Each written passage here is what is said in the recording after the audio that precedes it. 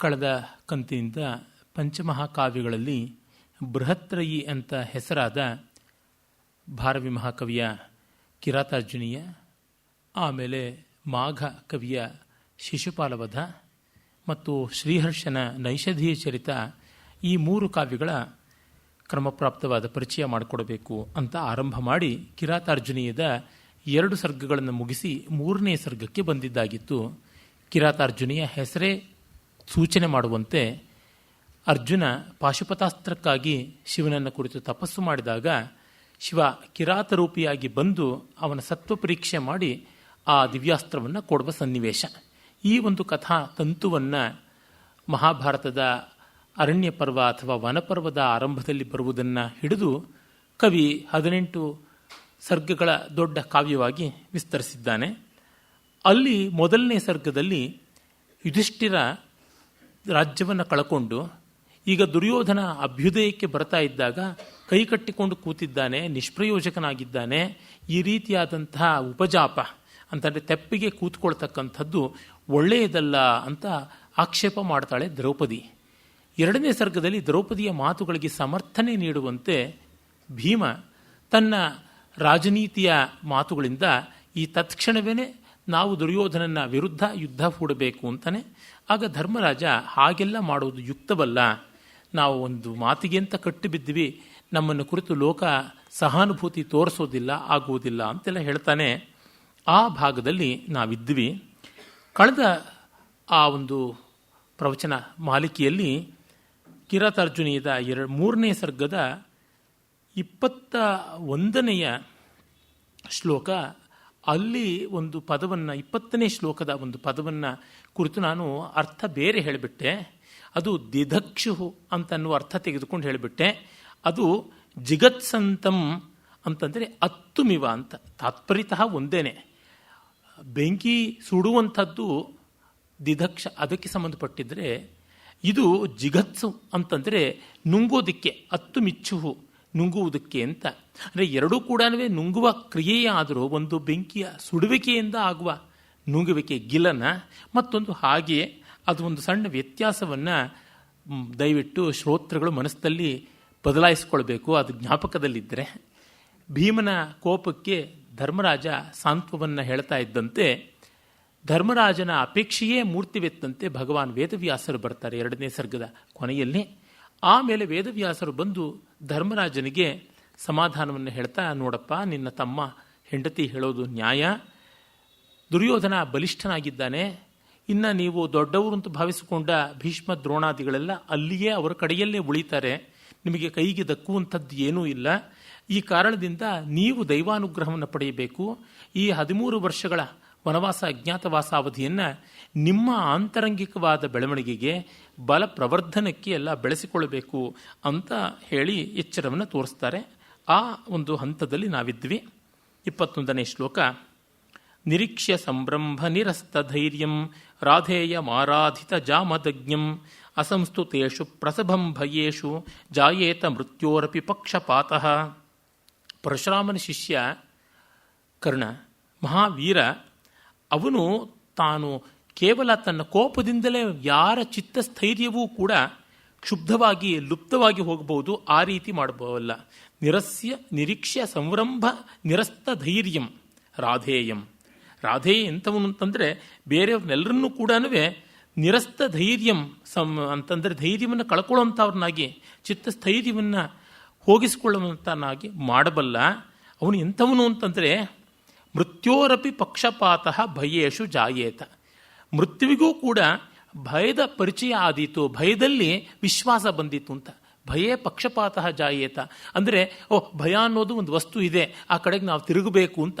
ಅಂದರೆ ಯಮನಿಗೂ ಭಯವಾಗುತ್ತದೆ, ಅಂತಕನಿಗೂ ಅಂಜಿಕೆ ಆಗುತ್ತದೆ ಅನ್ನುವುದನ್ನು ಭಯಸ್ಯ ಮೃತ್ಯೋರಪಿ ಭಯೇ ಪಕ್ಷಪಾತಃ ಭವೇತ ಜಾಯೇತ ಅನ್ನುವಂಥ ಒಂದು ಚಮತ್ಕಾರವನ್ನು ಮಾಡ್ತಾನೆ.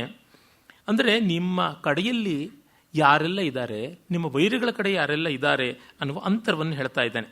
ಆಮೇಲೆ ಹೇಳ್ತಾನೆ, ಏತೇ ದುರಾಪಂ ಸಮವಾಪ್ಯ ವೀರ್ಯಂ ಉನ್ಮೂಲಿತಾರಹ ಕಪಿಕೇತಕೇನ ಅಂತಂದರೆ, ಇವರು ಎಷ್ಟು ಲೀಲಾಜಾಲವಾಗಿ ಎಲ್ಲವನ್ನೂ ಕೂಡ ಧ್ವಂಸ ಮಾಡಬಲ್ಲರು. ಅಂಥವರನ್ನು ಅರ್ಜುನ ಎದುರಿಸಬಲ್ಲ. ಯಯಾ ಸಮಾಸಾದಿತ ಸಾಧನೇನ ದುಶ್ಚಾರಮಾಚಾರತ ಆಚಾರಯತ ದುಶ್ಚಾರಮಾಚರತ ಸುದುಶ್ಚರಾಮಾಚರತ ತಪಸ್ಯಾಂ. ಸುದುಶ್ಚರಾಂ ಅಂದರೆ ಅತ್ಯಂತ ಕಠಿಣವಾದ ತಪಸ್ಸನ್ನು ಆಚರತ ಮಾಡುವಂತಹ ಕಪಿಕೇತಕೇನ ಅಥವಾ ಕಪಿಕೇತನೇನ, ಕಪಿಧ್ವಜನಾದ ಹನುಮಂತನನ್ನು ಧ್ವಜದಲ್ಲಿಟ್ಟುಕೊಂಡ ಅರ್ಜುನನ ಮೂಲಕ ಇವರೆಲ್ಲರೂ ಕೂಡ ಧ್ವಸ್ತರಾಗ್ತಾರೆ. ಅದು ಯಾವಾಗ ಸಾಧ್ಯ? ಇವನ ತಪೋಬಲವನ್ನು ಆರ್ಜಿಸಿಕೊಂಡಾಗ. ಅದರಿಂದಾಗಿ ದಾತುಂ ಪ್ರಧಾನೋಚಿತ ಭೂರಿ ಧಾಮ್ನೀಂ ಉಪಾಗತ ಸಿದ್ಧಿಮಿವಾಸ್ಮಿ ವಿದ್ಯಾಂ. ನಾನು ಸಿದ್ಧಿಯನ್ನೇ ನಿಮಗೆ ತಂದುಕೊಡುವಂತೆ, ಸಕಲ ವಿದ್ಯೆಗಳ ಸಿದ್ಧಿಯನ್ನೇ ತಂದುಕೊಡುವಂತೆ ಇಹ ಉಪಾಗತಃ ಇಲ್ಲಿಗೆ ಬಂದಿದ್ದೀನಿ. ಅದೇನು ಮಹತ್ವ ಯೋಗಾಯ ಮಹಾಮಹಿಮ್ನಾಂ ಆರಾಧನೀಂ ತಾಂ ನೃಪ ದೇವತಾನಾಂ ದಾತುಂ ಪ್ರಧಾನೋಚಿತ. ನಾನು ನೀನು ಅರ್ಹನಾದವನು, ಪ್ರಧಾನೋಚಿತ, ಯಾವುದೇ ವಿದ್ಯೆಯನ್ನು ಕೊಡೋದಕ್ಕೆ ನೀನು ಅರ್ಹನಾಗಿದ್ದೀಯ, ನಿನಗೆ ಸಲ್ಲಬೇಕು ಅನ್ನುವಂತೆ ಇದೆ. ಹಾಗಾಗಿ ನಾನು ವಿದ್ಯೆ ಸಿದ್ಧಿಯನ್ನೇ ಕೊಡ್ತೀನಿ. ಒಂದು ಸಾಧನವನ್ನು ಕೊಟ್ಟು ಆ ಮೂಲಕ ಸಿದ್ಧಿ ಪಡೆಯೋದು ಅಂತ ಉಂಟು, ನಾನು ಸಿದ್ಧಿಯನ್ನೇ ಕೊಟ್ಟು ಬಿಡ್ತೀನಿ ಅಂತ. ಹೀಗಾಗಿ ಇವನು ಪ್ರತಿಸ್ಮೃತಿ ಎನ್ನುವ ವಿದ್ಯೆ ಕೊಟ್ಟ ಅಂತ ಮೂಲ ಮಹಾಭಾರತದಲ್ಲಿ ಬರ್ತದೆ. ಧರ್ಮರಾಜನಿಗೆ ಉಪದೇಶ ಮಾಡ್ತಾನೆ, ಆಮೇಲೆ ಅದು ಅರ್ಜುನನಿಗೆ ಹೋಗುತ್ತದೆ ಅಂತ ಮೂಲದಲ್ಲಿ.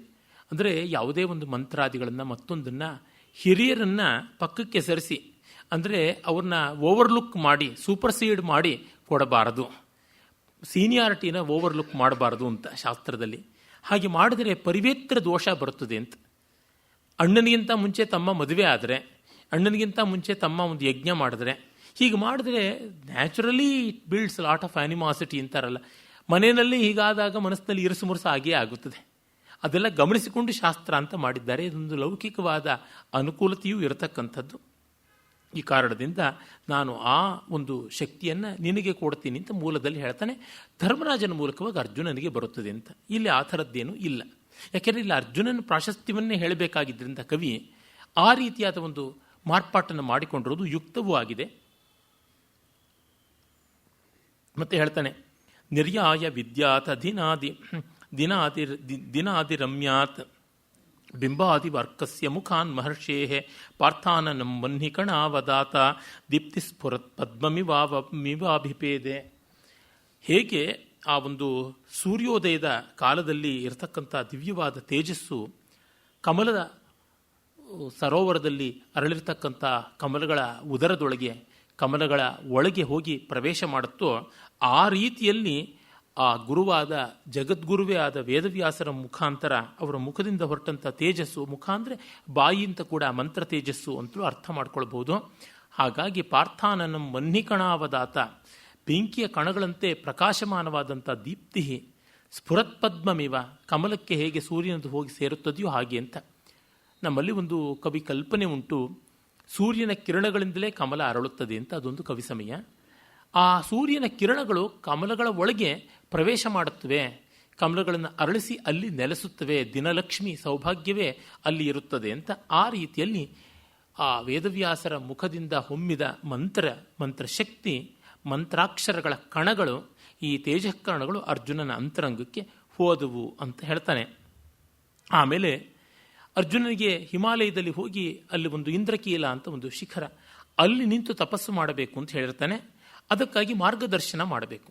ಪಾಂಡವರು ಹಿಮಾಲಯದ ತಪ್ಪಲಿನಲ್ಲಿದ್ದ ಕಾಡುಗಳಲ್ಲಿದ್ದವರು, ದ್ವೈತವನ, ಕಾಮ್ಯಕವನ, ಇಲ್ಲಿ ಹೋಗಿ ಬಂದು ಮಾಡ್ತಾ ಇದ್ರು.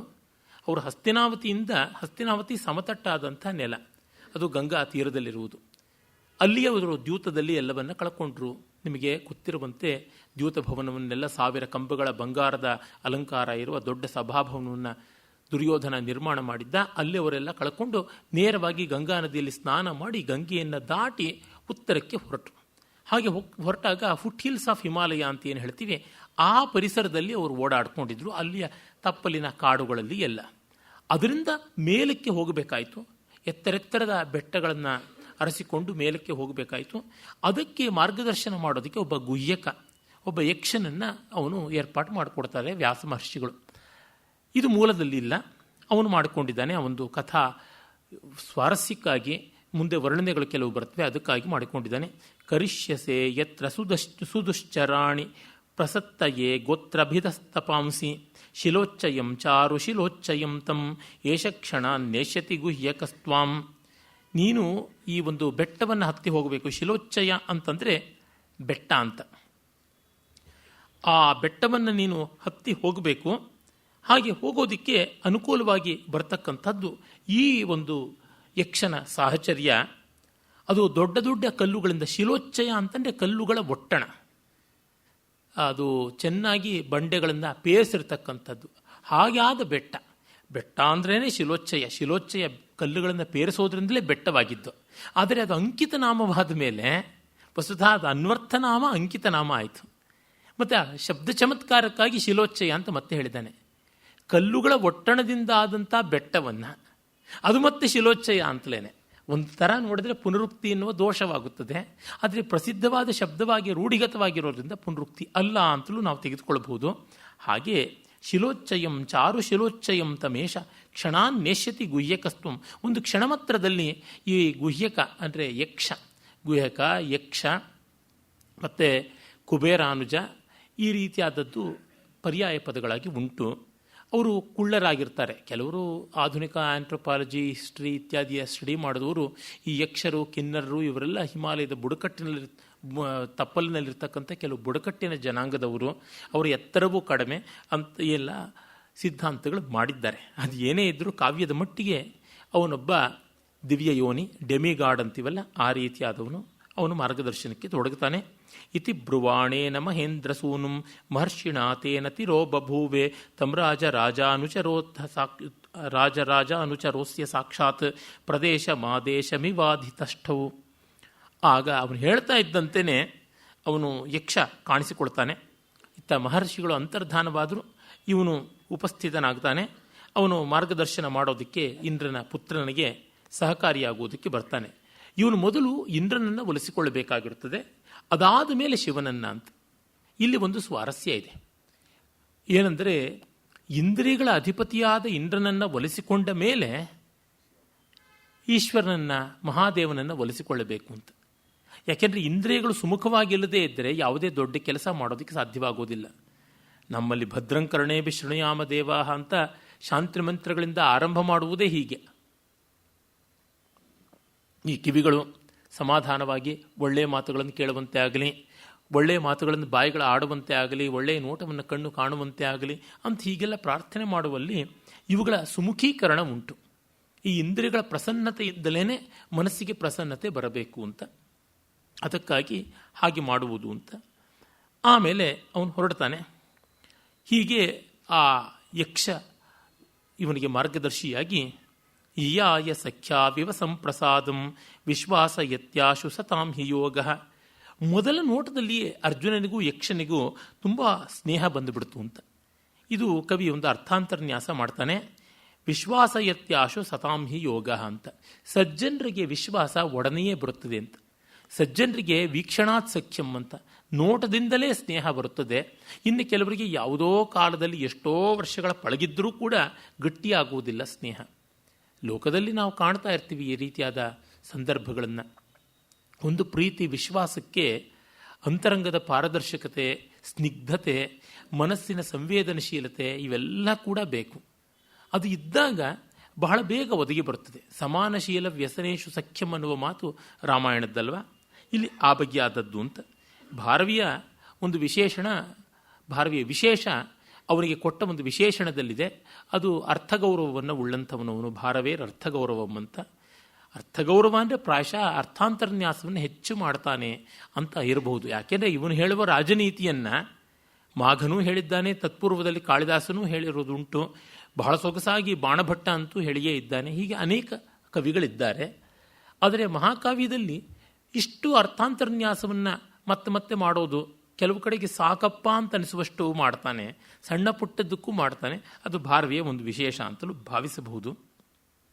ಆಮೇಲೆ ಅಸಂಶಯಾಲೋಚಿತ ಕಾರ್ಯನುನ್ನಃ ಪ್ರೇಮ್ಣಾ ಸಮಾನೀಯ ವಿಭಜ್ಯಮಾನಃ ತುಲ್ಯಾದ್ವಿಭಾಗಾದಿವ ತನ್ಮನೋಭಿ ದುಃಖಾತಿ ಭಾರೋಪಿ ಲಘುಸ್ಸಮೇನೆ. ಮತ್ತೆ ಕವಿ ಹೇಳ್ತಾ ಇದ್ದಾನೆ, ಭ್ರಾತೃಪ್ರೇಮ ಉಕ್ಕಿ ಬಂದು ಈಗ ಅದು ವಿಷಾದವನ್ನು ಉಂಟು ಮಾಡಿದೆ. ಇರುವ 4 ಜನ ಅಣ್ಣ ತಮ್ಮಂದ್ರನ್ನು ಬಿಟ್ಟು ಹೋಗಬೇಕಲ್ಲ ಮಧ್ಯಮ ಪಾಂಡವ, ಅದರಿಂದ ಕಾರ್ಯಭಾರ ತುಂಬ ದೊಡ್ಡದು. ಆ ಕಾರಣದಿಂದಾಗಿ ಅದನ್ನು ಉಪೇಕ್ಷೆ ಮಾಡುವಂತೆ ಇಲ್ಲ. ಅಸಂಶಯಾಲೋಚಿತ ಕಾರ್ಯ ನುನ್ನಃ, ಸಂಶಯವೇ ಇಲ್ಲದೆ ಆಲೋಚಿತವಾದಂಥ ಕಾರ್ಯ ಯಾವುದಿದೆ ಅದರಿಂದ ನುನ್ನಃ ತಳ್ಳಲ್ಪಟ್ಟವನು. He was compel to take a hard decision which has been already made. ಅದು ಆಗಿದೆ. ಅದರಿಂದಾಗಿ ಅವನು ಪ್ರೇಮ್ಣಾ ಸಮಾನೀಯ ವಿಭಜ್ಯಮಾನ, ತನ್ನ ದುಃಖವನ್ನು, ವಿಯೋಗ ದುಃಖವನ್ನು ಎಲ್ಲರಲ್ಲೂ ಹಂಚಿಕೊಂಡಿದ್ದಾನೆ. ಕಾರ್ಯಭಾರದ ದುಃಖವನ್ನು ಕೂಡ ಎಲ್ಲರಲ್ಲಿ ಹಂಚಿಕೊಂಡಿದ್ದಾನೆ. ಅದರಿಂದಲೂ ಏನೋ ವಿಭಜ್ಯಮಾನ ತುಲ್ಯದ್ವಿಭಾಗಾದಿವ ತನ್ಮನೋಹ ಅಭೂತ್ ದುಃಖಾತ್ ಅತಿಭಾರೋಪಿ ಲಘು. ಕಾರ್ಯಗೌರವದ ಭಾರ ಉಂಟು, ವಿಯೋಗವೂ ಉಂಟು, ಆದರೆ ಅದು ಎಲ್ಲ ಅಣ್ಣ ತಮ್ಮಂದರಲ್ಲಿ ವಿಭಕ್ತವಾದ್ದರಿಂದ ಹಗುರವಾಯಿತು ಅಂತನ್ನುವಂಥ ತುಂಬ ಸುಂದರವಾದಂಥ ಒಂದು ಅತಿಶಯೋಕ್ತಿ ಚಮತ್ಕಾರವನ್ನು ಮಾಡಿದ್ದಾನೆ. ಇಲ್ಲ, ಉತ್ಪ್ರೇಕ್ಷಾ ಅಲಂಕಾರವನ್ನು ಮಾಡಿದೆ. ತುಲ್ಯಾದ್ ವಿಭಾಗಾದಿವ ಅಂತ ಬಂದಿದೆ. ಹೀಗಾಗಿ ಹೇತುತ್ಪ್ರೇಕ್ಷಾ ಅಲಂಕಾರ ಇಲ್ಲಿ ಉಂಟು. ಆಮೇಲೆ ಧೈರ್ಯೇಣ ವಿಶ್ವಾಸ್ಯತೆಯ ಮಹರ್ಷೇ ತೀವ್ರಾದರಾತಿ ಪ್ರಭವಾಚ್ಚ ಮನ್ಯೋ ವೀರ್ಯಂಚ ವಿದ್ವತ್ಸು ಸುತೆ ಮಘೋನಃ ಸತೇಷು ನಸ್ಥಾನಮವಾಪಶೋಕಃ. ಆಮೇಲೆ ಪಾಂಡವರಿಗಾದರೂ ದುಃಖ ದೊಡ್ಡದಾಗಲಿಲ್ಲ. ಯಾಕೆಂದರೆ ಅರ್ಜುನ ಹೊರಟದ್ದು ದೊಡ್ಡ ಕೆಲಸ. ಅವನ ಧೈರ್ಯ ಇದೆ. ಧೈರ್ಯೇನ ವಿಶ್ವಾಸ್ಯತೆಯ, ಮತ್ತು ಮಿಗಿಲಾದಂಥ ವಿಶ್ವಾಸ, ಆತ್ಮವಿಶ್ವಾಸ ಉಂಟು. ವ್ಯಾಸರ ಮೇಲೆ ಅದು ಮಹರ್ಷೇಹೇ ವಿಶ್ವಾಸ್ಯತೆಯ, ವ್ಯಾಸರ ಮೇಲಿನ ವಿಶ್ವಾಸ. ಮತ್ತು ತೀವ್ರಾದರ ಪ್ರಭವಾಚ್ಚ ಮನ್ಯೋಹೋ, ಶತ್ರುಗಳ ಮೇಲೆ ಇರತಕ್ಕಂಥ ಒಂದು ತೀವ್ರವಾದ ಕೋಪದಿಂದ, ದ್ವೇಷದಿಂದ. ಆಮೇಲೆ ವಿದ್ವತ್ಸು ಸುತೆ ಮಘೋನಃ, ವಿದ್ವಾಂಸನಾದಂಥ ಮಘೋನಃ ಸುತಃ ಸುತೆ. ಮಘೋನಃ ಸುತೆ ಅಂತಂದರೆ ಇಂದ್ರನ ಮಗನಾದಂಥ ಅರ್ಜುನನಲ್ಲಿ ಅವರು ಇವೆಲ್ಲ ತಿಳ್ಕೊಂಡಿದ್ರು. ಹಾಗಾಗಿ ತೇಷು ವಿದ್ವತ್ಸು, ಇವನ್ನೆಲ್ಲ ತಿಳಿದವರಂತಾರದ ಪಾಂಡವರಲ್ಲಿ ತಮ್ಮ ಶತ್ರುವಿನ ಮೇಲೆ ಕೋಪ ಇತ್ತು, ಅವರಿಗೆ ಅರ್ಜುನನ ಮೇಲೆ ವಿಶ್ವಾಸ ಇತ್ತು, ಮಹರ್ಷಿಗಳ ಮಾತಿನ ಮೇಲೆ ಪ್ರಮಾಣ ಅನ್ನುವ ನಂಬಿಕೆ ಇತ್ತು, ಅರ್ಜುನ ಸಾಧಿಸಬಲ್ಲ ಅನ್ನುವುದನ್ನು ಅವರು ಕಂಡುಕೊಂಡಿದ್ರು. ಇದೆಲ್ಲ ಆಗಿದ್ದ ಕಾರಣದಿಂದ ಶೋಕ ನ ಸ್ಥಾನಮವಾಪ, ಶೋಕಕ್ಕೆ ಎಡೆ ಆಗಲಿಲ್ಲ. ಇತ್ತ ಅರ್ಜುನನಿಗೂ ಶೋಕ ಆಗಲಿಲ್ಲ, ಅವನ ಅಣ್ಣ ತಮ್ಮಂದ್ರಿಗೂ ಆಗಲಿಲ್ಲ ಅಂತ ಕವಿ 2 ಶ್ಲೋಕಗಳಲ್ಲಿ ಹೇಳ್ತಾ ಇದ್ದಾನೆ. ಅರ್ಜುನನ ದುಃಖ ಒಂದು ಕಾರ್ಯನಿರ್ವಾಹದ ದುಃಖ, ಮತ್ತೊಂದು ಭ್ರಾತೃವಿಯೋಗ ದುಃಖ. ಅದಷ್ಟು ಇನ್ನು ಉಳಿದ ಅಣ್ಣ ತಮ್ಮಂದರಲ್ಲಿ ಹಂಚಿಕೊಂಡಂತೆ ಆಗಿ ಅವನ ಎದೆ ಹಗುರಾಯಿತು. ಈ ಅಣ್ಣ ತಮ್ಮಂದರಲ್ಲಿ ವ್ಯಾಸರ ಮೇಲಿನ ನಂಬಿಕೆ, ಅರ್ಜುನನ ಮೇಲಿನ ವಿಶ್ವಾಸ, ಶತ್ರುಗಳ ಮೇಲಿನ ಕೋಪ, ಕಾರ್ಯ ಗೌರವದ ನಿರೀಕ್ಷೆ, ಇದೆಲ್ಲ ಆಗಿ ದುಃಖ ಇರಲಿಲ್ಲ ಅಂತ. ಯಾವಾಗಲೂ ಆಕ್ಟಿವಿಟಿ ಇರತಕ್ಕಂಥ ಮನಸ್ಸಿಗೆ ಅಂಥ ದುಃಖ ಆಗೋದಿಲ್ಲ. ಐಡಲ್ ಮ್ಯಾನ್ಸ್ ಬ್ರೈನ್ ಅಂತ ಹೇಳ್ತೀವಲ್ಲ, ಅದು ಡೆವಿಲ್ಸ್ ವರ್ಕ್ಶಾಪು, ಅದು ದುಃಖದ್ದು ಒಂದು ಸ್ಥಿತಿಯೇ. ಆದರೆ ಈಗ ಅಷ್ಟು ದುಃಖವು ದ್ರೌಪದಿಯಲ್ಲಿ ಬಂದು ಬಿತ್ತು ಅಂತ ಹೇಳ್ತಾನೆ. ಪಾಪ ಅವಳು ನಿಜವಾಗಿ ಇವಳು ಹೆಣ್ಣು, ಅವಳೊಬ್ಬಳೆ 5 ಜನರ ಜೊತೆಗೆ ಸಹಧರ್ಮಚಾರಿಣಿಯಾಗಿ ಬಂದವಳು. ತಾನ್ ಭೂರಿ ಧಾಮ್ನಶ್ಚತುರೋಪಿ ದೂರಂ ವಿಹಾಯ ಯಾಮಾನ್ಯಿವ ವಾಸರಸ್ಯ ಏಕೌಘಭೂತಂ ತದಶರ್ಮ ಕೃಷ್ಣಾಂ ವಿಭಾವರಿಂ ಧ್ವಾಂತಮಿವ ಪ್ರಪೇದೆ. ತುಂಬ ಸುಂದರವಾದಂತಹ ಒಂದು ಉಪಮಾಲಂಕಾರ ಮಾಡಿದ್ದಾನೆ. ಹಗಲಿನ 4 ಜಾವಗಳನ್ನು ಬಿಟ್ಟು ಕತ್ತಲೆಲ್ಲ ರಾತ್ರಿಗೇ ಬಂದು ಮುತ್ತುಕೊಳ್ಳುವಂತೆ ಈ ಉಳಿದಂತಹ 4 ಪಾಂಡವರು, ಅರ್ಜುನ ಜ್ಯೇಷ್ಠರಾದ ಯುಧಿಷ್ಠಿರ ಮತ್ತು ಭೀಮಸೇನ, ಕನಿಷ್ಠರಾದಂತಹ ನಕುಲ ಸಹದೇವ, ಇವರಿಬ್ಬರು ಅವರಿಬ್ಬರು ಸೇರಿ ಒಟ್ಟು 4. ಈ 4 ಜಾವಗಳು, 4 ಯಾಮಗಳನ್ನು ಬಿಟ್ಟು, ಹಗಲಿನ 4 ಯಾಮ ಬಿಟ್ಟು ರಾತ್ರಿಯ 4 ಯಾಮಗಳು ಸೇರಿದಂಥ ಒಂದೇ ಅವಧಿ ತಾನೇ 2. ಅದರೊಳಗೆ ಕತ್ತಲು ವಿಜೃಂಭಿಸುತ್ತದೆ. ಆ ರೀತಿ ದುಃಖ ಅನ್ನುವ ಕತ್ತಲು ಕೃಷ್ಣೆಯನ್ನು ಹೋಗಿ ಸೇರಿತು ಅಂತ ಅಲ್ಲಿ ಕೃಷ್ಣ ಅನ್ನುವ ಹೆಸರು ತುಂಬ ಸ್ವಾರಸ್ಯವಾಗಿದೆ. ಅದು ಕತ್ತಲಿಗೆ ಇನ್ನೊಂದು ಕಪ್ಪು ಬಣ್ಣ ಅನ್ನುವ ಸಂಕೇತ ಕಾಣಿಸುತ್ತದೆ. ಹೀಗಾಗಿ ದ್ರೌಪದಿಯಲ್ಲಿ ಬಂತು ದುಃಖ. ಮತ್ತು ಇನ್ನೊಂದು, ದ್ರೌಪದಿ ವಸ್ತುತಃ ಅರ್ಜುನನನ್ನು ತುಂಬ ಪ್ರೀತಿಸಿದವಳು. ಇದು ಕವಿ ಚೆನ್ನಾಗಿ ಕಂಡುಕೊಂಡಿದ್ದಾನೆ. ಇನ್ನು 4 ಪತಿಗಳು ಇದ್ದರೂ ಕೂಡ ಫಸ್ಟ್ ಲವ್, ಚಿಕ್ಕ ವಯಸ್ಸಿಂದ ಇವಳೇ ಅರ್ಜುನನಿಗೆ ಪತ್ನಿ ಆಗುವಳು, ಅರ್ಜುನನೇ ಇವಳ ಪತಿ ಅಂತ ಹೇಳಿ ಅದಕ್ಕಾಗಿಯೇ ಹುಟ್ಟಿದವಳು, ಯಜ್ಞ ಕುಂಡ ಸಂಭೂತೆ ಅಂತ ಆಗಿ ಅದು ಬಂದುಬಿಡುತ್ತದೆ. ನಮ್ಮಲ್ಲಿ ಮಕ್ಕಳುಗಳಿಗೆಲ್ಲರಿಗೂ ಚಿಕ್ಕ ವಯಸ್ಸಿಂದ ಇವರಿಬ್ಬರು ಗಂಡ ಹೆಂಡ್ತಿರು ಅಂತ ಹೆಸರಿಟ್ಟು ಮಾತಾಡಿ ಅನರ್ಥಗಳು, ಅರ್ಥಗಳು, ಅಪಾರ್ಥಗಳು, ಮಹಾರ್ಥಗಳು ಆಗಿರೋದು ಎಷ್ಟೋ ಉಂಟು, ಮನೆಗಳಲ್ಲಿ ಕಂಡಿದ್ದಾರೆ. ಅಥವಾ ಇವರು ಚೆನ್ನಾಗಿದ್ದಾರೆ, ಇವರು ಬುದ್ಧಿವಂತರು, ಇವರು ಡಾಕ್ಟ್ರೇ ಆಗಬೇಕು, ಇವರು ಇಂಜಿನಿಯರೇ ಆಗಬೇಕು, ಇವರು ನೃತ್ಯವೇ ಮಾಡಬೇಕು ಅಂತ ಹೇಳಿ ಆ ಮೂಲಕವಾಗಿ ಅವರ ಮನಸ್ಸಿನಲ್ಲಿ ಒಂದು ಒತ್ತಡ ಹೇರ್ತಕ್ಕಂಥದ್ದು ಇದೆಲ್ಲ ಆಗಿ ಹೇಗೋ ಮನಸ್ಸು ರೂಪುಗೊಳ್ಳುತ್ತದೆ. ಅದು ದ್ರೌಪದಿಗಾದದ್ದು. ಮತ್ತು ಅರ್ಜುನ ದ್ರೌಪದಿಯ ಒಂದು ಮೆಚ್ಚುಗೆಯನ್ನು ಗಳಿಸಬಲ್ಲಂಥ ರಸಜ್ಞ, ಸಹೃದಯ, ಶೂರ, ಸುಂದರ ಎಲ್ಲ ಆದಂಥವನು. ಹೀಗ ಎಲ್ಲ ಆಗಿದ್ದರಿಂದ ದ್ರೌಪದಿಗೆ ಅರ್ಜುನನ ವಿಯೋಗ ತಾಳೋಕ್ಕಾಗಲಿಲ್ಲ. ಆಗ ಅವಳು ತನ್ನ ಸಂಕಟವನ್ನು ಹಲವು ವಿಧದಲ್ಲಿ ವಿಸ್ತರಿಸಿಕೊಳ್ತಾಳೆ. ಅದನ್ನು ನಾವು ನೋಡಬಹುದು. ತುಷಾರ ಲೇಖಾ ಕುಲಿತೋತ್ಪಲಾಭೆ ಪರ್ಯಶ್ರುಣಿ ಮಂಗಲಭಂಗ ಬೀರು ಅಗೂಢ ಭಾವಾಪಿ ವಿಲೋಕನೆ ಸಾ ನಲೋಚನೆ ಮೀಲಯಿತು ವಿಷೇಹೆ. ಕಣ್ಣಲ್ಲಿ ನೀರು ತುಂಬಿಕೊಂಡಿದೆ. ತುಷಾರ ಲೇಖಾ ಕುಲಿತ ಉತ್ಪಲಾಭೆ ಪರ್ಯಶ್ರುಣಿ ಲೋಚನೆ. ಕನ್ನೈದಿಲೆಯಲ್ಲಿ ಹಿಮದ ಬಿಂದುಗಳು ಬಿದ್ದಂತೆ, ಇಬ್ಬನಿ ಬಿದ್ದಂತೆ ಅವಳ ಕಣ್ಣಲ್ಲಿ ನೀರು ತುಂಬಿದೆ. ಆದರೆ ಅವಳು ಕಣ್ಣನ್ನು ಹಾಗೆ ಅರಳಿಸಿಕೊಂಡಿದ್ದಾಳೆ. ಅಗೂಢ ಭಾವಾಪಿ ವಿಲೋಕನೆ ಸಾ ಲೋಚನೆ ಮೀಲಯಿತು ನ ಶೇಹೆ. ಮಂಗಲಭಂಗ ಭೀರು. ಕಣ್ಣೀರು ಹಾಕಿಬಿಟ್ರೆ ಅಮಂಗಳ ಆಗುತ್ತದೆ. ಹೋಗುವಾಗ ಕಣ್ಣೀರು ಹಾಕಬಾರ್ದು. ಆದರೆ ಕಣ್ಣು ಮುಚ್ಚುವುದಿದೆಯಲ್ಲ, ಅನಿವಾರ್ಯವಾದಂಥ ಕೆಲಸ. ನಾವೆಲ್ಲ ಸನಿಮೇಶರು, ದೇವತೆಗಳು ಅನಿಮೇಶರು.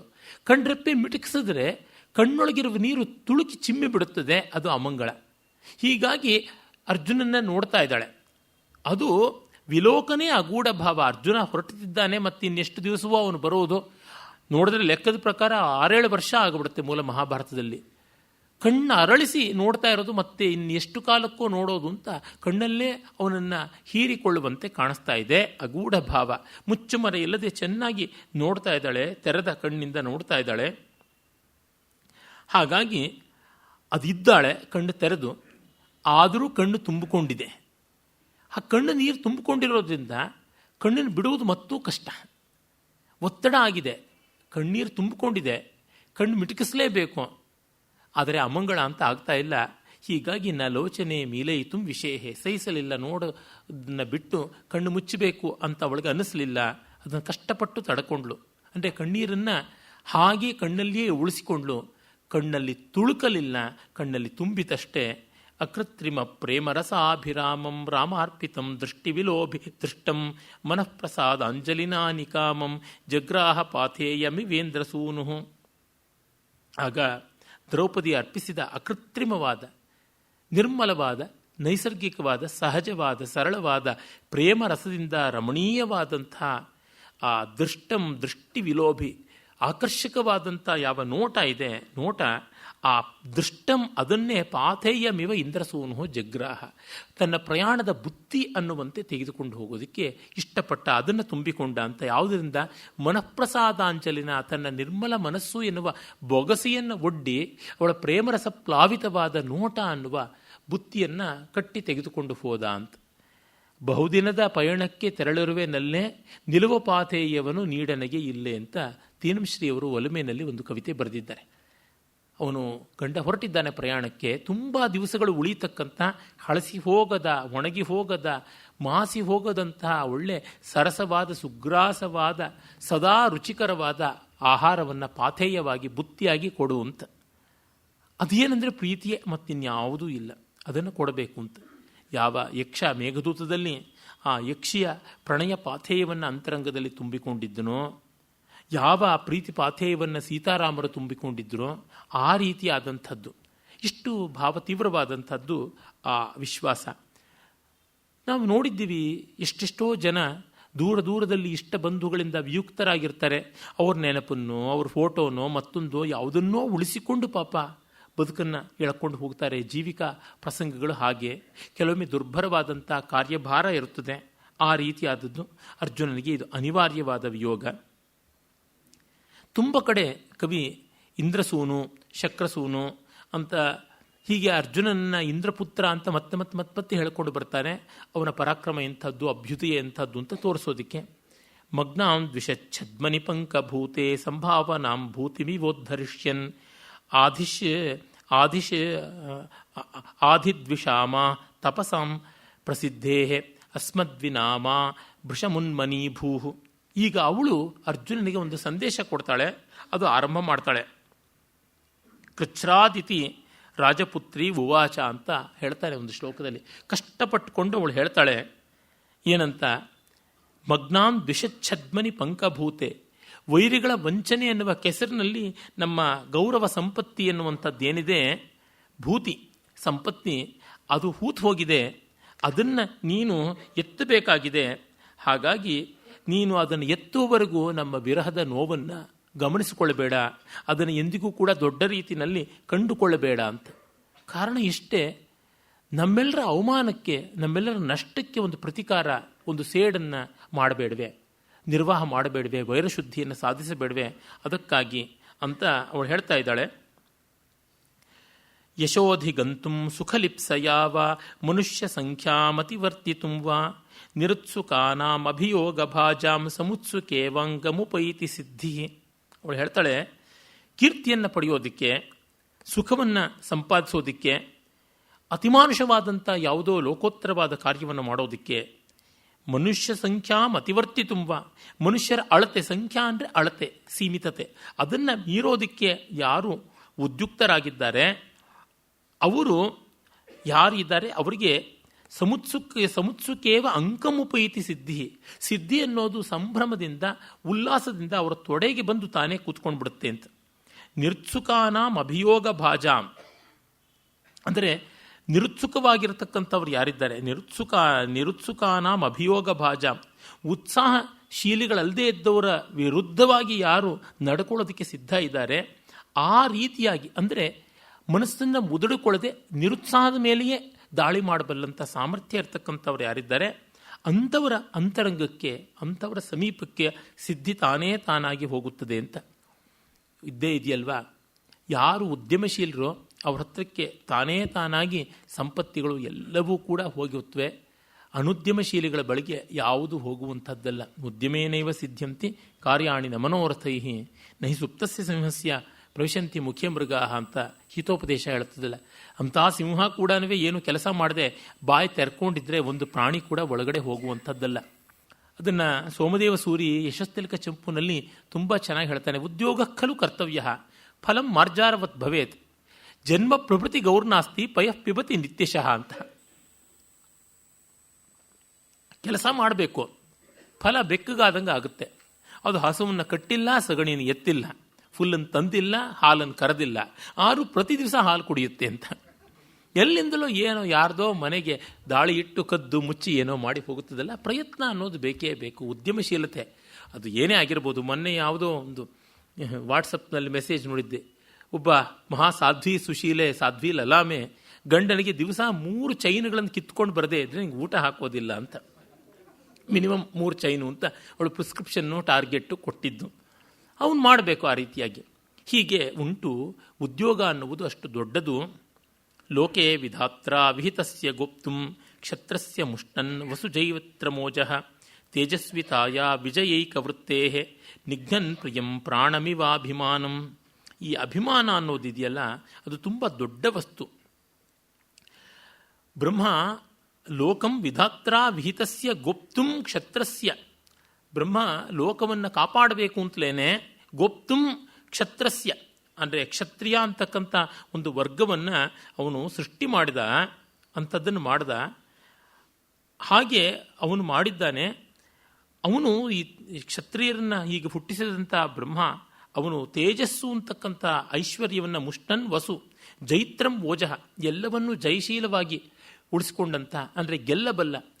ಜೇತುಂ ಸಮರ್ಥಂ ಜಯನಶೀಲಂ ಯತ್ ತದ್ ಜೈತ್ರಂ ಓಜಃ, ಗೆಲ್ಲುವ ಸಾಮರ್ಥ್ಯ ಇರತಕ್ಕಂಥ ಓಜಸ್ಸು ಯಾವುದಿದೆ ಅದನ್ನು ತುಂಬಿಸಿಕೊಂಡಂಥ ಕ್ಷತ್ರಿಯರು ಯಾರಿದ್ದಾರೆ, ತೇಜಸ್ವಿತಾಯ ವಿಜಯೇಕ ವೃತ್ತೇ ನಿಘ್ನನ್ ಪ್ರಿಯನ್ ಪ್ರಾಣಮಿವ ಅಭಿಮಾನಂ. ಇದು ಹಲವು ಪದ್ಯಗಳಲ್ಲಿ ಕಂಟಿನ್ಯೂ ಆಗತಕ್ಕಂಥ ಭಾವ. ಅದನ್ನು ತಾತ್ಪರ್ಯ ರೂಪವಾಗಿ ಹೇಳ್ತೀನಿ. ಆ ಒಂದು ಪ್ರಾಣಕ್ಕಿಂತ ಮಿಗಿಲಾದದ್ದು ಮಾನ ಅಂತ ಕ್ಷತ್ರಿಯರಿಗೆ ಯಾವುದು ಉಂಟು ಅದನ್ನು ನಾವು ಗಮನಿಸಿಕೊಳ್ಬೇಕು. ಇಲ್ಲಿಂದ ಮುಂದೆ 4 ಪದ್ಯಗಳ ಒಂದು ಕಲಾಪಕ ಅಂತ ಒಂದು ಟೆಕ್ನಿಕಲ್ ಟರ್ಮ್ ಹೇಳ್ತಾರೆ. ಒಂದು ಪದ್ಯಕ್ಕೆ ಮುಕ್ತಕ, ಒಂದೇ ಪದ್ಯದಲ್ಲಿ ವಾಕ್ಯ ಮುಗಿದ್ರೆ, 2ರಲ್ಲಿ ಮುಗಿದ್ರೆ ಯುಗ್ಮಕ, 3ರಲ್ಲಿ ಮುಗಿದ್ರೆ ಸಾಂದಾನಿತಕ, 4ರಲ್ಲಿ ಮುಗಿದ್ರೆ ಕಲಾಪಕ ಅಥವಾ ಕಾಲಾಪಕ, 5ರಲ್ಲಿ ಆದರೆ ಕುಲಕ, ಅದರಿಂದ ಮೇಲಕ್ಕೂ ಕುಲಕ ಅಂತ. ಇಲ್ಲಿ ಕಾಲಾಪಕ ಅಂತ 41, 42, 43, 44 ಶ್ಲೋಕಗಳಿವೆ. ಹಾಗಾಗಿ ವೈರ ಅನ್ನುವುದನ್ನು ಯಾವ ಕ್ಷತ್ರಿಯ ಉಳಿಸಿಕೊಳ್ತಾನೆ ಅಂದರೆ ಫೈರ್ ಆಫ್ ಫೈಟಿಂಗ್, ಝೀಲ್ ಅಂತ ಇದೆಯಲ್ಲ, ಅದು ತುಂಬ ಮುಖ್ಯವಾದದ್ದು. ಹಾಗಾಗಿ ಮಾನಧನರಾದ ಕ್ಷತ್ರಿಯರಿಗೆ ಮಾನ ಮುಖ್ಯ. ಬ್ರಹ್ಮ ಕ್ಷತ್ರಿಯರನ್ನ ಸೃಷ್ಟಿ ಮಾಡಿದ್ದೇನೆ ಲೋಕ ಸಂರಕ್ಷಣೆಗೆ ಅಂತ. ಅದಕ್ಕೆ ಒಂದು ಆತ್ಮಾಭಿಮಾನ ಬೇಕು. ವ್ರೀಡಾನತೈರಾಪ್ತಜನೋಪನೀತ ಸಂಶಯ್ಯ ಕೃಚ್ಛ್ರೇಣ ನೃಪೈ ಪ್ರಪನ್ನ ವಿತಾನಭೂತಂ ವಿತತಂ ಪೃಥಿವ್ಯಾಂ ಯಶಸ್ಸಮೂಹನ್ನಿವ ದಿಗ್ವಿಕೀರ್ಣಂ. ವ್ರೀಡಾನತೈ ಆಪ್ತಜನೋಪನೀತ ಸಂಶಯ್ಯ. ಆತ್ಮೀಯರಾದವರು ಎಲ್ಲರೂ ಕೂಡ ತಂದಿರತಕ್ಕಂಥ ಒಂದು ವಿಚಾರವನ್ನು ಮೊದಲು ಸಂಗ್ರಹ ಮಾಡಿಕೊಂಡು ಆಮೇಲೆ ಅದನ್ನು ಸರಿಯಾಗಿ ಗಮನಿಸಿಕೊಂಡು ಪ್ರತಿಕ್ರಿಯೆ ತೋರಬೇಕು. ಕೃಚ್ಛ್ರೇಣ ನೃಪೈ ಪ್ರಪನ್ನ. ಎಷ್ಟೆಷ್ಟೋ ರಾಜರುಗಳು ಎಲ್ಲರೂ ಕೂಡ ಕಷ್ಟಪಟ್ಟು ಒಬ್ಬ ಜೈಶಾಲಿಯಾದವನನ್ನು ಬಂದು ಉಪಾಸನೆ ಮಾಡ್ತಾರೆ. ವಿತಾನಭೂತಂ ವಿತತಂ ಪೃಥಿವ್ಯಾಹ ಯಶಃ. ಈ ಇಡೀ ಜಗತ್ತಿಗೆ ಅವರ ಕೀರ್ತಿ ಅಂತಕ್ಕಂಥದ್ದೊಂದು ಕ್ಯಾನೋಪಿ ತರಹ ಒಂದು ಚಪ್ಪರದಂತೆ ಆಗಿಬಿಡುತ್ತದೆ.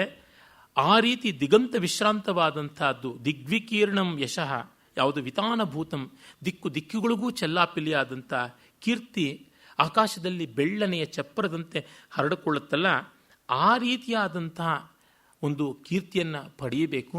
ಅದನ್ನು ಪಡೆಯದೇ ಇದ್ದರೆ ತುಂಬ ಕಷ್ಟ ಮುಂದೆ ಬರ್ತದೆ.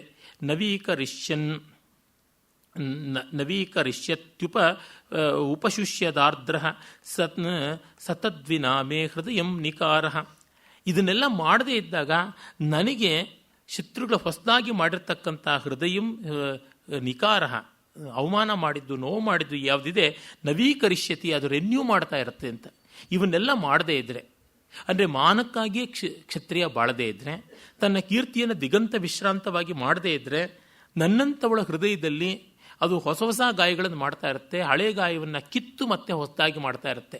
ಆ ಮಾಗುವ ಗಾಯವನ್ನು ಮತ್ತೆ ಹಸಿ ಮಾಡುವಂಥ ರೀತಿಯಲ್ಲಿ ಮಾಡುವಂಥದ್ದಾಗುತ್ತದೆ ಅಂತ ತಾತ್ಪರ್ಯ.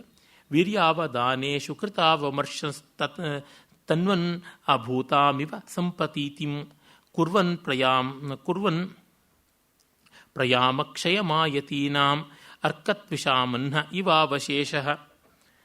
ಸೂರ್ಯ ತನ್ನ ಕಿರಣಗಳಿಂದ ಆಕಾಶವನ್ನೆಲ್ಲ ವ್ಯಾಪಿಸಿಕೊಳ್ತಾನೆ. ಮತ್ತೆ ಅವನು ವಿಸ್ತಾರ ಮಾಡ್ತಾ ಮಾಡ್ತಾ ಸಂಜೆಗೆ ಕಿರಣಗಳನ್ನು ಬೆಳೆಸ್ಕೊಂಡು ಹೋಗ್ತಾನೆ.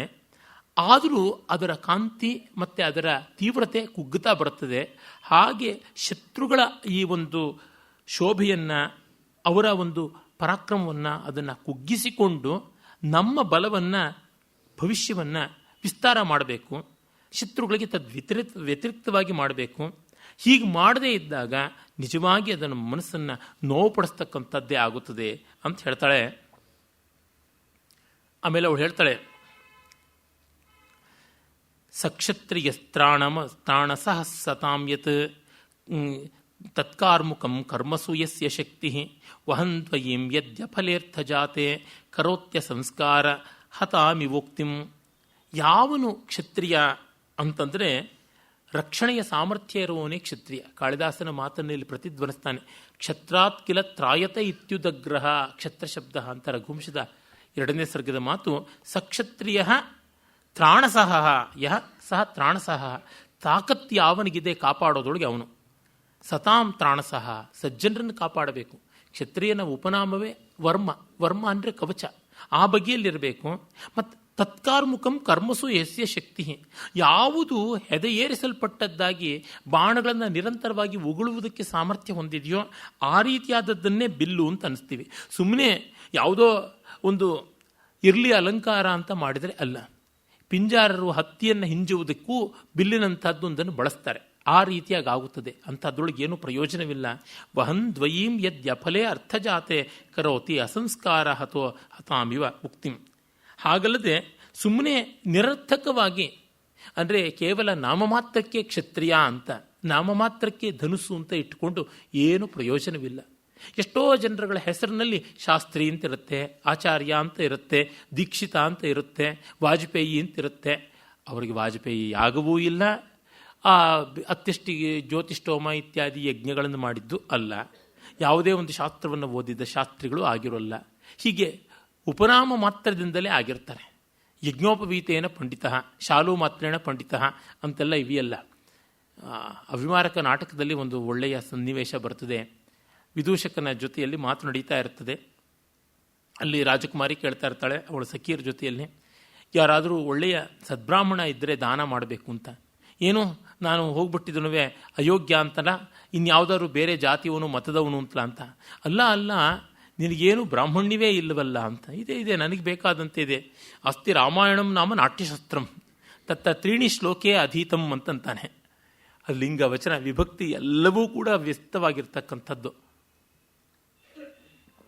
ಅವಳು ಸಖಿ ಒಂದು ಪುಸ್ತಕ ತೋರಿಸಿ ಇದನ್ನು ಓದು ಅಂದರೆ, ಈ ಅಕ್ಷರ ನಾನು ಓದಿರೋ ಪುಸ್ತಕಗಳಲ್ಲಿ ಇಲ್ಲ ಅಂದುಬಿಡ್ತಾನೆ. ಆಮೇಲೆ ಹೇಳ್ತಾನೆ, ನೋಡು ಯಜ್ಞೋಪವೀತದಿಂದ ಬ್ರಾಹ್ಮಣ ಆಗಿದ್ದೀನಿ, ಅದನ್ನು ತೆಗೆದರೆ ಬೌದ್ಧ ಆಗ್ತೀನಿ, ಬಟ್ಟೆಯೂ ಬಿಚ್ಚಿದರೆ ಜೈನನೂ ಆಗ್ತೀನಿ, ಯಾವುದಕ್ಕೂ ದಾನ ಕೊಡೋದಕ್ಕೂ ನಾನು ಸ್ವೀಕಾರ ಮಾಡ್ತೀನಿ ಅಂತ ಹೇಳ್ತಾನೆ. ಹಾಗೆ ನಾಮಮಾತ್ರದಿಂದ ಏನು ಪ್ರಯೋಜನ ಬರ್ತಕ್ಕಂಥದ್ದಲ್ಲ. ಅದನ್ನು ಅವಳು ಬಹಳ ದೃಢವಾದ ಮನಸ್ಸಿನಿಂದ ಹೇಳ್ತಾಳೆ. ಪೀತೌಚಸ ಸನ್ನಿಧಿ ಮಾತ್ರ ಶೇಷ ಭವತ್ಕೃತಾಂ ಭೂತಿಮಪೇಕ್ಷಮಾಣಾ ಸಮಾನ ದುಃಖ ಇವನಸ್ತ್ವದೀಯಾ ಸ್ವರೂಪತಾಂ ಪಾರ್ಥ ಗುಣ ಭಜಂತೆ. ಅರ್ಜುನ, ಪೀತೌಚಸ ತೇಜಸ್ಸನ್ನು ಕಳ್ಕೊಂಡಿರ್ತಕ್ಕಂಥ, ಸನ್ನಿಧಿ ಮಾತ್ರ ಶೇಷಾಹ, ಕೇವಲ ಅಸ್ತಿತ್ವ ಮಾತ್ರ ಇದೆ. ಸನ್ನಿಧಿ ಮಾತ್ರ ಶೇಷ ಅಂದರೆ ಎಕ್ಸಿಸ್ಟೆನ್ಸ್ ಮಾತ್ರ ಇರತಕ್ಕಂಥ ಆ ರೀತಿಯಾದಂಥ ಭವತ್ಕೃತಾಂ ನಿನ್ನಂಥವರಿಗೆ ಭೂತಿಮ ಅಪೇಕ್ಷಮಾಣಾ, ಮತ್ತೆ ಅಭ್ಯುದಯ ಬೇಕು, ಸಂಪತ್ತು ಬೇಕು ಅಂತ ಇದ್ದಾರಲ್ಲ, ಅದೂ ಇದೆ. ಸಮಾನ ದುಃಖ ಇವ ನಸ್ತ್ವದೀಯಾ ಸ್ವರೂಪತಾಂ ಪಾರ್ಥ ಗುಣ ಭಜಂತೆ. ಅಂಥ ಸನ್ನಿವೇಶಗಳಲ್ಲಿ ನಿನಗಾಗಿ ಈ ಸಮಾನ ದುಃಖವನ್ನು ಇಟ್ಟುಕೊಂಡು ನಾನು ಬಾಳ್ತಾ ಇದ್ದೀನಿ. ನನ್ನಲ್ಲಿಯೂ ಅದೇ ಥರ ಇದೆ, ಸಮಾನ ದುಃಖ. ನಾನು ತೇಜಸ್ಸನ್ನು ಕಳ್ಕೊಂಡಿದ್ದೀನಿ, ಮರ್ಯಾದೆಯನ್ನು ಕಳ್ಕೊಂಡಿದ್ದೀನಿ, ತುಂಬಿದ ಸಭೆಯಲ್ಲಿ ವಸ್ತ್ರಾಪಹರಣ, ಕೇಶಾಪಹರಣ ಎಲ್ಲವೂ ಆಗಿದೆ, ಕೇಶಾಂಬರ ಅಪಕರ್ಷಣ ಆಗಿದೆ. ಹಾಗಾಗಿ ಸಮಾನವಾದ ದುಃಖ ಇದೆ. ಆ ಸಮಾನ ದುಃಖವನ್ನು ಮರೆಯಬೇಡ ಅಂತ. ದ್ರೌಪದಿ ಮತ್ತೆ ಮತ್ತೆ ಪಾಂಡವರ ಯುದ್ಧ ರೋಷವನ್ನು ಉದ್ದೀಪನ ಮಾಡೋದಕ್ಕೆ, ಸಂದುಕ್ಷಣ ಮಾಡೋದಕ್ಕೆ ಅಂತಲೇ ಅವಳು ಕಾಡಿಗೆ ಹೋದಳು ಅಂತ ಕೆಲವರು ಹೇಳ್ತಾರೆ. ವಸ್ತುತಃ ಪಾಂಡವರ ಧರ್ಮಪತ್ನಿಯಾಗಿ ಹೋಗಬೇಕಾಗಿದ್ದು ಅವಳಿಗೆ ಅನಿವಾರ್ಯವಾಯಿತು ಪಾಪ. ಅದಕ್ಕೆ ಒಂದು ಮುಖ್ಯ ಕಾರಣ ಅವರ ರೋಷಾಗ್ನಿಯನ್ನು ಉಳಿಸಿಕೊಂಡು ಬರಬೇಕು ಅಂತ, ಟು ಮೇಂಟೈನ್ ದಿ ಫೈರ್. ಇಲ್ಲದೇ ಆರೋಗ್ಬಿಡುತ್ತೆ ಅವರಿಗೆ ಅಂತ. ಜೊತೆಗೆ ಸಮಾನ ದುಃಖ ಇರೋದ್ರಿಂದಲೇ ನಮ್ಮಿಬ್ಬರಿಗೆ ಪ್ರೀತಿ ಸ್ನೇಹ ಕೂಡ ಇರುತ್ತದೆ ಅಂತ ಅವಳ ತಾತ್ಪರ್ಯ. ಆಮೇಲೆ ಹೇಳ್ತಾನೆ, ಅಕ್ಷಿಪ್ಯಮಾಣಂ ರಿಪುಭಿ ಪ್ರಮಾದಾತ್ ನಾಗೈರಿವಾಲು ನಸಟಂ ಮೃಗೇಂದ್ರಂ ತ್ವಾಂಧೂರಿಯಂ ಯೋಗ್ಯತೆಯಾಧಿರೂಢ ದೀಪ್ತ್ಯಾದಿನಶ್ರೀವಿರಿವ ತಿಗ್ಮರಶ್ಮಿಂ. ತೇಜಸ್ಸು ಯಾರ್ದೂ ಹೋಗ್ಬೋದು, ಏನೂ ಆಗಬಹುದು. ಪ್ರಜ್ಞಾಹೀನವಾದ ಮೃಗೇಂದ್ರ ಅಂದರೆ ಸಿಂಹ ಯಾವುದುಂಟು, ಪ್ರಮಾದಾತ್ ಏನೋ ಆಕಸ್ಮಿಕದಿಂದ, ನಾಗೈಹಿ ವಿಲೂನ ಸಟಂ ಅಂದರೆ ಆನೆಗಳು ತಮ್ಮ ಸೊಂಡಿಲಿನಿಂದ ಯಾವುದೋ ಒಂದು ಪ್ರಮಾದವಶದಲ್ಲಿ ಜ್ಞಾನ ತಪ್ಪಿರತಕ್ಕಂಥ ಸ್ಥಿತಿಯಲ್ಲಿದ್ದ ಸಿಂಹದ ಕೇಸರಗಳನ್ನು, ಜೂಲನ್ನು ಎಳೆಯಬಹುದು, ಎಳೆದು ಅವಮಾನಪಡಿಸಬಹುದು. ಆಕ್ಷಿಪ್ಯಮಾಣಂ ರಿಪುಭಿ ಏವಂ ವೈರಿಭಿ ಆಕ್ಷಿಪ್ಯಮಾಣಂ ಮೃಗೇಂದ್ರಂ ಏವಂ ನಾಗೈಹಿ ಆಕ್ಷಿಪ್ಯಮಾಣಂ. ಹಾಗೆ ತ್ವಾಂ ಧೂರಿಯಂ ಯೋಗ್ಯತೆಯ ಅಧಿರೂಢ. ಅಂಥ ಅವಮಾನ ನಮಗಾಗಿದೆ. ಪ್ರಮಾದದಲ್ಲಿ ಇದ್ದಾಗ ಅಥವಾ ಅನವಧಾನದಲ್ಲಿದ್ದಾಗ ಸಿಂಹದ ಜೂಲನ್ನು ಆನೆ ಎಳೆದಂತೆ ನಮಗೆ ನಮ್ಮ ಕೇಶಾಂಬರಾಪಕರ್ಷಣ ಮಾಡುವ ಮೂಲಕವಾಗಿ ನನಗೆ, ನಿಮ್ಮೆಲ್ಲರಿಗೂ ಕೂಡ ನಿಮ್ಮ ಕಣ್ಣೆದುರಿಗೆ ಇಷ್ಟು ರಾಜ್ಯ ಸಂಪತ್ತಿಯೆಲ್ಲ ಕಿತ್ತುಕೊಳ್ಳೋ ಮೂಲಕ ದುರ್ಯೋಧನ ಮಾಡಿರೋ ಅಪಮಾನ ಏನುಂಟು, ಅದು ದಿನಶ್ರೀರಿವ ತಿಗ್ಮರಶ್ಮಿಂ.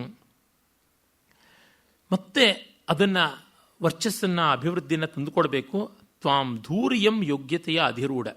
ನಿನಗೆ ಈ ಹೊಣೆ ಅನ್ನೋದು ಬಂದಿದೆ. ಅದು ಹೇಗೆ ಬಂದಿದೆ? ದಿನಶ್ರೀರಿವ ತಿಗ್ಮರಶ್ಮಿಂ ದೀಪ್ತ್ಯ. ಸೂರ್ಯನಿಗೆ ದಿನಶ್ರೀಯ ಕಾಂತಿ ಆವರಿಸಿಕೊಂಡಂತೆ ಸೂರ್ಯನಿಗೆ ಇಡೀ ಜಗತ್ತನ್ನು ಬೆಳಗಬೇಕಾದಂಥ ಬಾಧ್ಯತೆ ಇದೆ. ಆ ಕಾರಣದಿಂದ ತಿಗ್ಮರಶ್ಮಿಂ ದಿನಶ್ರೀಹಿ ದೀಪ್ತ್ಯ ಇವ. ಹೀಗೆ ನಿನ್ನಲ್ಲಿ ಬಂದಿರತಕ್ಕಂಥದ್ದು ಈ ಹೊಣೆ, ಅದು ನೀನು ವಹಿಸಬೇಕಾಗಿದೆ ಅಂಥೇಳಿ, ಕರೋತಿ ಯಃ ಅಶೇಷ ಜನಾತಿರಿಕ್ತಾಂ ಸಂಭಾವನಾಂ ಅರ್ಥವತೀಂ ಕ್ರಿಯಾಭಿ ಸಂಸತ್ಸು ಜಾತೆ ಪುರುಷಾಧಿಕಾರೇ ನಪೂರಣೀಂ ತಂ ಸಮುಪೈತಿ ಸಂಖ್ಯಾ. ಮತ್ತಿನ್ನೊಂದು ಮಾತನ್ನು ಹೇಳ್ತಾಳೆ, ಯಾವನು ಎಲ್ಲ ಯೋಗ್ಯತೆಯನ್ನು ಹೊಂದಿದ್ದು, ಎಲ್ಲರನ್ನೂ ಮೀರಬಲ್ಲಂಥ ಸಾಮರ್ಥ್ಯವನ್ನು ಹೊಂದಿದ್ದು, ತನ್ನ ಪೌರುಷದಿಂದ ಅರ್ಥವಂತಿಕೆಯನ್ನು ತರ್ತಾನೆ, ಸಂಭಾವನಾಂ ಅರ್ಥವತೀಂ ಕ್ರಿಯಾಭಿ ಯಹ ಕರೋತಿ. ಅವನು ನಿಜವಾಗಿ ದೊಡ್ಡವನು. ಅಂಥವನು ಸಭೆಗಳಲ್ಲಿದ್ದಾಗ ಸಂಸತ್ಸು ಜಾತೆ, ಅವನು ಸಭೆಗಳಿಗೆ, ಅಸೋಸಿಯೇಷನ್ಸ್ಗೆ, ಇನ್ಯಾವುದಕ್ಕಾದರೂ ಅವನು ಹೋದಾಗ ಯೋಗ್ಯರಾದ ಜನರನ್ನು, ಪುರುಷಾಧಿಕಾರಿ ಅಂದರೆ ಯೋಗ್ಯರಾದ ಜನರನ್ನು ಕುರಿತು ಎಣಿಸುವಾಗ ನ ಸಂಖ್ಯಾ ಪೂರಣೀಂ ಸಮುಪೈತಿ. ಅಂದರೆ ಇವನು ಅಂತ ಆದಮೇಲೆ ಒಂದು ಬೆರಳು ಮಡಚಿದ ಮೇಲಿಂದ ಮತ್ತಿನ್ಯಾರು ಏನು ಎತ್ತ ಅಂತ ಮಾಡೋದಿಲ್ಲ. ಇವನಾ ಅಥವಾ ಇವನಿಲ್ವೇನೋ ಮತ್ತೊಬ್ಬರು ಯಾರಾದರೂ ಇದ್ದಾರಾ ಅಂತ ಆಲ್ಟರ್ನೇಟಿವ್ಸನ್ನು ಹುಡುಕುವಂಥದ್ದಾಗೋಲ್ಲ ಅಂತ ಕವಿ ತುಂಬ ತೊಡಕಾಗಿ ಬರೆದಿದ್ದಾನೆ ಇಲ್ಲಿ. ನ ಪೂರಣೀಂ ತಮ್ ಸಮುಪೈತಿ ಸಂಖ್ಯಾ. ನ ಪೂರಣೀಂ ಸಮುಪೈತಿ ಅಂದರೆ ಇನ್ನೂ ಎಷ್ಟೋ ಜನ ಇದ್ದಾರಪ್ಪ, ಇವನು ಮಾತ್ರ ಅಲ್ಲ ಬೇಕಾದಷ್ಟು ಜನ ಮಾಡೋವಂಥವ್ರಿದ್ದಾರೆ, ಇವನೊಬ್ಬ ಅಂತ ಮುಗಿಸ್ಬಿಡೋದಿಲ್ಲ. ಗುಣಗಣ ಗಣನಾರಂಭೆ ನಿಪತತಿ ಕಠಿಣೀ ಯಸ್ಯ ಅಂತ ಒಂದು ಸುಭಾಷಿತವೇ ಇದೆಯಲ್ಲ. ಯಾರ್ದಾದ್ರೂ ಗುಣಗಳನ್ನು ಎಣಿಸುವಾಗ ಪಟಪಟನೆ ತತ್ಕ್ಷಣ ಕೈ ಬೆರಳು ಮಡಚಿಕೊಳ್ಬೇಕು. ಇವರಿಗೆ ವಿದ್ಯಾ, ವಿನಯ, ಯಶಸ್ಸು, ಮಹಸ್ಸು, ಸಂಪತ್ತಿ, ವಿವೇಕ, ಸೌಂದರ್ಯ ಹೀಗೆಲ್ಲ ಇದೆ ಅಂತ ಬೆರಳು ಮಡಚ್ತಾ ಹೋಗಬೇಕು. ನಪತತಿ ಕಠಿಣಿ, ಯಾರಿಗೆ ಬೆರಳು ಮಡಚಿಕೊಳ್ಳಲ್ವೋ ತಸ್ಯಾಂಬಾ ಯದಿ ಸುತಿನಿ ವದ ವಂದ್ಯಾ ಕಥಂ ಭವತಿ. ಇಂಥವನನ್ನು ಹೆತ್ತ ತಾಯೂ ಕೂಡ ಹೆತ್ತಿರೋಳು ಅಂತಾದರೆ ಏನು ಬಂಜೆ ಲಕ್ಷಣ ಏನು ಹೇಳಿಬಿಡು ಅಂತ. ಅಂದರೆ ವಿದ್ವತ್ತೆ, ವಿವೇಕ, ಸಜ್ಜನಿಕೆ, ಸದ್ಗುಣ ಇವುಗಳಿರುವಂಥ ಮಕ್ಕಳೇ ಮಕ್ಕಳು, ಅದಿಲ್ಲದೆ ಇರತಕ್ಕಂಥ ಮಕ್ಕಳು ಮಕ್ಕಳಲ್ಲ ಅನ್ನುವುದನ್ನು ಅಷ್ಟು ಮಾರ್ಮಿಕವಾಗಿ ಹೇಳುತ್ತದೆ. ಹಾಗೆ ಎಣಿಕೆಗೆ ಬಾರದೇ ಇರತಕ್ಕಂಥ ವ್ಯಕ್ತಿಗಳಾದರೆ ಕಷ್ಟ. ಅವರೂ ಎಲ್ಲ ಇದ್ದಾರೆ. ಇಂಗ್ಲೀಷ್ನಲ್ಲಿ ಒಂದು ಬಹಳ ಆಕರ್ಷಕವಾದ ಪದಪುಂಜ ಇದೆಯಲ್ಲ, ದೇ ಆಲ್ಸೋ ರ್ಯಾನ್ ಅಂತ. ಅವರೂ ಓಡಿದ್ರು, ಎಲ್ಲರೂ ಓಡಿದ್ರು ಅಂತ. ಹಾಗೆ ನಾವು ಮಾಡಿದ್ವಿ ಅಂತನ್ನುವುದ್ರೊಳಗೆ ಏನೂ ಅರ್ಥ ಇಲ್ಲ. ಹಾಗಲ್ಲದೆ ಬದುಕಬೇಕು ಅಂತಲೇ ಬದುಕಬೇಕು, ಜೀವಿಸಬೇಕು ಅಂತಲೇ ಜೀವಿಸಬೇಕು, ಅದು ತುಂಬ ಮುಖ್ಯ. ಹಾಗಿಲ್ಲದೇ ಇದ್ದರೆ ಭಸ್ತ್ರೀವ ಅಂದರೆ ತೊಗಲ ತಿತ್ತಿ ಯಾವುದಿದೆ, ಯಾವುದನ್ನು ನಾವು ಬೆಲ್ಲೋಸ್ ಅಂತ ಕರಿತೀವಿ ಇಂಗ್ಲೀಷ್ನಲ್ಲಿ, ಭಸ್ತ್ರಿ ಅಂತ ಸಂಸ್ಕೃತದಲ್ಲಿ ಹೇಳ್ತಾರೆ. ಗಾಳಿಯನ್ನು ಊದುವ ತಿದಿ, ಆ ತಿದಿಯಂತೆ ಶ್ವಾಸೋಚ್ಛ್ವಾಸ ಮಾಡುವ ಬದುಕಾಗ್ಬಿಡ್ತದೆ. ಅದು ಬಿಟ್ಟು ಇನ್ನೇನು ವಿಶೇಷ ಇರೋದಿಲ್ಲ. ನಾವು ಉಸಿರಾಡ್ತೀವಿ, ಆ ಒಂದು ಕಂಬಾರನ ಅಥವಾ ಕುಂಬಾರನ ಒಂದು ತಿದಿಗಳಿದೆಯಲ್ಲ, ಗಾಳಿನ ಊದೋದಕ್ಕೆ ಬಳಸ್ತಕ್ಕಂಥದ್ದು, ಚರ್ಮದ ಒಂದು ತಿತ್ತಿ, ಆ ಬಗೆಯಲ್ಲ ಆಗುತ್ತದೆ ಬದುಕು ಅಂತ ಪಂಚತಂತ್ರ ಹೇಳುತ್ತದೆ. ಹಾಗೆ ಇವಳು ತಾನು ತೀವ್ರವಾಗಿ ತನ್ನ ಮನೋನಿಶ್ಚಯವನ್ನು ಮಾಡ್ಕೋತಾಳೆ. ಅದನ್ನು ಅರ್ಜುನಿಗೂ ಹೇಳ್ತಾಳೆ. ಕೊನೆಗೆ ಸಮಾಪ್ತಿ ಮಾಡ್ತಾ ಹೇಳ್ತಾಳೆ, ತದಾಶು ಕುರ್ವನ್ ವಚನಂ ಮಹರ್ಷೇರ್ ಮನೋರಥಾನ್ನಃ ಸಫಲೀಕುರುಷ್ವ ಪ್ರತ್ಯಾಗತಂ ತ್ವಾಸ್ಮಿ ಕೃತಾರ್ಥಮೇವ ಸ್ತನೋಪಪೀಡಂ ಪರಿರಬ್ಧು ಕಾಮ. ತದಾಶು ಕುರ್ವನ್ ವಚನಂ ಮಹರ್ಷೇಹೇ ನಃ ಮನೋರಥಂ ಸಫಲೀಕುರುಷ್ವ. ಮಹರ್ಷಿಯ ಉಪದೇಶವನ್ನು ಹೃದಯದಲ್ಲಿ ತೆಗೆದುಕೊಂಡು ನಮ್ಮ ಮನೋರಥವನ್ನು ನೀನು ಸಫಲ ಮಾಡು. ನೀನು ಮರಳಿ ಬರ್ತಾ ಇದ್ದಂತೆ ನಿನ್ನ ಗಾಢವಾಗಿ ಅಪ್ಪಿಕೊಳ್ತೀನಿ. ಸ್ತನೋಪಪೀಡಂ ಪರಿರಬ್ಧು ಕಾಮ ಅಹಮತ್ರ ಅಸ್ಮಿ ಅನ್ನುವ ಭಾವವನ್ನು ವ್ಯಕ್ತಪಡಿಸ್ತಾಳೆ. ನನ್ನ ಆಲಿಂಗನಕ್ಕಾಗಿ ಆದರೂ ನೀನು ಮರಳಿ ಬರಬೇಕು ವಿಜಯಶಾಲಿಯಾಗಿ. ಅಥಾಭಿಪಶ್ಯನ್ನಿವ ವಿದ್ವಿಷಃ ಪುರಃ ಪುರೋಧಸಾರೋಪಿತ ಹೇತಿ ಸಂಹತಿ ಬಭಾರ ರಮ್ಯೇಪಿ ವಪು ಸಭೀಷಣಂ ಗತಕ್ರಿಯಾಂ ಮಂತ್ರೈವಾಭಿಚಾರಿಕೀಂ. ಆಗ ಅರ್ಜುನ ಹೊರಡ್ತಾನೆ. ತನ್ನ ಶತ್ರುಗಳನ್ನು ವಿದ್ವಿಷಃ ಪುರಃ ಅಭಿಪಶ್ಯನ್ನಿವ, ತನ್ನ ಶತ್ರುಗಳನ್ನು ತನ್ನ ಮುಂದೆಯೇ ನೋಡ್ತಾ ಇದ್ದಾನೋ ಎಂಬಂಥ ರೀತಿಯಲ್ಲಿ ಅರ್ಜುನ ಇದ್ದ ಅಂತ. ಅಂದರೆ ಅಲ್ಲಿ ಅನುಪಸ್ಥಿತರಾದ ಶತ್ರುಗಳು ಇದ್ದಾರೆ ಅಂತ ಭಾವಿಸಿಕೊಳ್ಳುವಂಥ ರೋಷದಿಂದ, ವೀರಾವೇಶದಿಂದ ಅವನು ಹೊರಡ್ತಾನೆ. ಆ ಕಾರಣದಿಂದಲೇ ಅವನು ತುಂಬ ಸುಂದರಾಕಾರನಾಗಿದ್ದರೂ ಆರೋಪಿತ ಹೇತಿ ಸಂಹತಿ, ಎಲ್ಲ ದಿವ್ಯಾಯುಧಗಳನ್ನು ಧರಿಸಿಕೊಂಡಿದ್ದಾನೆ. ಇಂದ್ರಕೀಲದ ಕಡೆಗೆ ಹೊರಟಾಗ ಧನುಸ್ಸು, ಬಾಣ, ತೂಣೀರ, ಖಡ್ಗ, ಢಾಲ ಅಥವಾ ಖೇಟ ಇವನ್ನೆಲ್ಲವನ್ನೂ ಮೈಗೆ ಮೇಲೆ ಹೇರಿಕೊಂಡಿದ್ದ. ಅಷ್ಟು ದೊಡ್ಡ ಆಯುಧಗಳ ಭಾರ ಇತ್ತು. ಬಭಾರ ರಮ್ಯೋಪಿ ವಪುಹು ಸಹ ಭೀಷಣಂ ಗತಃ ರಮ್ಯ ಅಪಿ ಸಹ, ತುಂಬ ಸುಂದರನಾಗಿದ್ದರು. ವಪುಹು ಭೀಷಣಂ ಗತಂ, ದೇಹ ಭಯಂಕರವಾಯಿತು. ಹೇಗೆ ಅಂದರೆ ಕ್ರಿಯಾಂ ಮಂತ್ರ ಇವ ಆಭಿಚಾರಿಕೀಂ, ಅಂದರೆ ಮಂತ್ರಕ್ರಿಯೆಗಳ ಮಧ್ಯದಲ್ಲಿ ಆಥರ್ವಣದ ಆಭಿಚಾರಿಕ ಕ್ರಿಯೆಗಳು ಬಂದುಬಿಟ್ರೆ ಅದು ಹೇಗಿರುತ್ತೋ ಆ ರೀತಿಯಾಗಿತ್ತು ಅಂತ. ಇದನ್ನು ಕಾಳಿದಾಸನಲ್ಲಿ ಕೂಡ ನಾವು ನೋಡಬಹುದು. ವಸಿಷ್ಠ ಆಥರ್ವಣಾದಿ ಮಂತ್ರಸಿದ್ಧನಾಗಿದ್ದ. ಅವನ ಮಂತ್ರ ಮತ್ತು ದಿಲೀಪನ ಆಯುಧ ಇವೆರಡೂ ಕೂಡ ಸೇರಿ ಅಮೋಘವಾದಂಥ ಕಾರ್ಯವನ್ನು ಮಾಡ್ತಾ ಇತ್ತು ಅಂತ ರಘುವಂಶದಲ್ಲಿ ಕವಿ ಕಾಳಿದಾಸ ಮೊದಲನೇ ಸರ್ಗದಲ್ಲಿ ಹೇಳ್ತಾನೆ. ಆ ರೀತಿಯಲ್ಲಿ ಇವನ ಓಜಸ್ಸು, ಇವನ ದಿವ್ಯ ಆಯುಧಗಳು, ಶಸ್ತ್ರಗಳ ಜೊತೆಗೆ ಈ ಅಥರ್ವಣ ಮಂತ್ರದ ಮೂಲಕವಾಗಿ ಅಸ್ತ್ರತ್ವವನ್ನು ಪಡೆಯಿತು ಅನ್ನುವ ತಾತ್ಪರ್ಯ. ಮತ್ತು ಒಂದು ಮಂತ್ರಾಹುತಿ ಅಥರ್ವಣ ಮಂತ್ರಗಳಿಂದ ಅಥವಾ ಅಥರ್ವವೇದಿಯ ಮಂತ್ರಗಳಿಂದ ಪುಷ್ಟವಾದರೆ ಅದಕ್ಕೆ ಶಾಂತದಲ್ಲಿಯೂ ಒಂದು ಉಗ್ರವಾದ ಸ್ವರೂಪ ಬರುತ್ತದೆ ಅಂತ ಇದು ಕವಿಯ ಉದ್ದೇಶ. ಅವನು ಯಕ್ಷನ ಮಾರ್ಗದರ್ಶನದಲ್ಲಿ ಇಂದ್ರಕೀಲ ಪರ್ವತದ ಕಡೆಗೆ ಹೊರಡ್ತಾನೆ. ಹಿಮಾಲಯದ ಶಿಖರಗಳನ್ನು ಮೆಲ್ಲನೆ ಹತ್ತುಕೊಂಡು ಅನ್ನೋರೊಳಗೆ 4ನೇ ಸರ್ಗದ ಕಡೆಗೆ ನಾವು ಬರ್ತೀವಿ. 3ನೇ ಸರ್ಗ ಮುಗಿಯುತ್ತದೆ. ಈ 4ನೇ ಸರ್ಗ ಇಡೀ ತುಂಬ ಸುಂದರವಾದ ಶರತ್ಕಾಲದ ವರ್ಣನೆಯನ್ನು ಮಾಡಿದ್ದಾನೆ. ಶರತ್ಕಾಲ ರಾಜರುಗಳ ದಿಗ್ವಿಜಯ, ಜೈತ್ರಯಾತ್ರೆ ಇತ್ಯಾದಿ ವೀರ ವಿಹಾರಕ್ಕಾಗಿಯೇ ಮೀಸಲಾಗಿರ್ತಕ್ಕಂಥದ್ದು ಬಹಳ ಮನೋಹರವಾದ ಕಾಲ. ಶರತ್ತು ಕ್ಷತ್ರಿಯ ಋತು ಅಂತಲೂ ಪ್ರಸಿದ್ಧವಾದದ್ದು. ಶಮ್ರಾತಿ ಇತಿ ಶರತ್, ಮಂಗಳವನ್ನು ಕೊಡುವಂಥದ್ದು ಅಂತ. ಇನ್ನು ಮಹಾಲಯ ಅಮಾವಾಸ್ಯೆ ದಾಟದ ಮೇಲೆ ಬರತಕ್ಕಂಥ ಆಶ್ವೇಜ ಮಾಸವೇ ಶರತ್ಕಾಲದ ಮೊದಲ ಹೆಜ್ಜೆ. ಆಶ್ವೇಜ ಕಾರ್ತಿಕ ಮಾಸಗಳಲ್ಲಿ ಈ ಶರದ್ ಋತುವಿನಲ್ಲಿ ಮಳೆಯೆಲ್ಲ ನಿಂತು ಆಮೇಲೆ ಹಾದಿಗಳೆಲ್ಲ ಕೆಸರಿಲ್ಲದೆ ನೀರೆಲ್ಲ ತಿಳಿಯಾಗಿ ಆಕಾಶವೆಲ್ಲ ನಿರ್ಮೇಘವಾಗಿ ಹಗಲು ಪ್ರಕಾಶಮಾನವಾಗಿ ರಾತ್ರಿ ಅಷ್ಟು ಶೈತ್ಯೋಗ್ರತೆ ಇಲ್ಲದೆ ಚೆನ್ನಾಗಿರುವಂಥದ್ದು. ಎಲ್ಲ ಬಗೆಯ ಸಸ್ಯ ಪ್ರಾಣಿ ಉತ್ಪನ್ನಗಳು ಚೆನ್ನಾಗಿರುತ್ತವೆ, ಹಾಲು ಹೈನು ಎಲ್ಲ ಸಮೃದ್ಧವಾಗಿರುತ್ತದೆ ಅಂತ ಗೊಲ್ಲರ ಕೇರಿಯಲ್ಲಿ ಹೆಚ್ಚಿನ ಆನಂದ ಇರುತ್ತದೆ. ಯಾಕೆಂದರೆ ನೀರು ಚೆನ್ನಾಗಿದೆ, ತಿಳಿಯಾಗಿದೆ, ನೀರು ಕೆಸರಿಲ್ಲ, ಹಸುಗಳಿಗೆ ಹುಲ್ಲು ಚೆನ್ನಾಗಿ ಸಿಗುತ್ತದೆ, ನೀರು ಚೆನ್ನಾಗಿ ಸಿಗುತ್ತದೆ, ಮೇಯ್ದು ಬೇಕಾದಂತೆ ಹಾಲು ಕೊಡುತ್ತವೆ, ಹಾಲಿನಿಂದ ಬೇರೆ ಬೇರೆ ಗವ್ಯ ಪದಾರ್ಥಗಳು ಮಿಲ್ಕ್ ಪ್ರಾಡಕ್ಟ್ಸ್ ಅಂತೀವಲ್ಲ ಅವೆಲ್ಲ ಸಿಗುತ್ತದೆ. ಹೀಗೆಲ್ಲ ಇರುವಂಥದ್ದನ್ನು ವರ್ಣಿಸುವಂಥದ್ದು. ಇದು ನಮ್ಮ ಹಳ್ಳಿಯ ಜೀವನವನ್ನು ಚೆನ್ನಾಗಿ ಚಿತ್ರಿಸುತ್ತದೆ. ಅರ್ಜುನ ಕಾಡಲ್ಲಿ ಓಡಾಡ್ತಾ ಇದ್ದರೂ ಕಾಡಿನ ಅಂಚಿನಲ್ಲಿ ಹಳ್ಳಿಗಳು, ಗೊಲ್ಲರ ಕೇರಿಗಳು ಇವೆಲ್ಲ ಇವೆಯಲ್ಲ, ಅದೆಲ್ಲವನ್ನು ನಾವು ಇಲ್ಲಿ ಕಾಣ್ತೀವಿ. ಭಾರವಿ ತನಗೆ ಪ್ರಿಯವಾದ ವಂಶಸ್ಥ ಛಂದಸ್ನಲ್ಲಿ ಆರಂಭ ಮಾಡ್ತಾನೆ. ತತಸ್ಸ ಕೂಜನ್ ಕಲಹಂಸ ಮೇಖಲಾಂ ಸಪಾಕ ಸಸ್ಯಾಹಿತ ಪಾಂಡುತಾ ಗುಣಂ ಉಪಾಸ ಸಾಧೋಪಜನಂ ಜನಪ್ರಿಯ ಪ್ರಿಯಾಮಿ ವಾಸಾದಿತ ಯೌವನಾಂಭುವಂ. ಆಗ ಅರ್ಜುನ ಈ ಶರತ್ಕಾಲವನ್ನು ಎಷ್ಟು ಚೆನ್ನಾಗಿರ್ತಕ್ಕಂಥ ಶರತ್ಕಾಲವನ್ನು ಕಂಡ ಅಂತಂದರೆ, ಯೌವನ ಪೂರ್ಣೆಯಾದ ಪ್ರೇಯಸಿಯ ಬಳಿ ನಾಯಕ ಬರುವಂತೆ ಅವನು ಬರ್ತಾನೆ. ಆ ಪ್ರೇಯಸಿಗೆ ಒಳ್ಳೆಯ ಸುಂದರವಾದ ವಡ್ಯಾಣ ಇರ್ತದೆ, ಗೆಜ್ಜೆ ಶಬ್ದ ಮಾಡತಕ್ಕಂಥದ್ದು. ಹಾಗೆ ಶರತ್ಕಾಲದ ಕಲಹಂಸಗಳ ನಾದ ಉಂಟು. ಕೂಜತ್ ಕಲಹಂಸ ಮೇಖಲಾಂ ಸಪಾಕ ಸಸ್ಯಾಹಿತ ಪಾಂಡುತಾ ಗುಣ. ಮತ್ತು ಅವಳು ಬೆಳ್ಳಗೆ ತೆಳ್ಳಗೆ ಇದ್ದಾಳೆ. ಆ ಬೆಳುಪು ಹೇಗಿದೆ ಅಂತಂದರೆ, ಭತ್ತದ ಪೈರು ಮಾಗಿ ಒಂದು ಬಗೆಯ ಮಂಕಾದ ಬೆಳುಪಿನ ಬಣ್ಣ ಬಂದಿದೆ.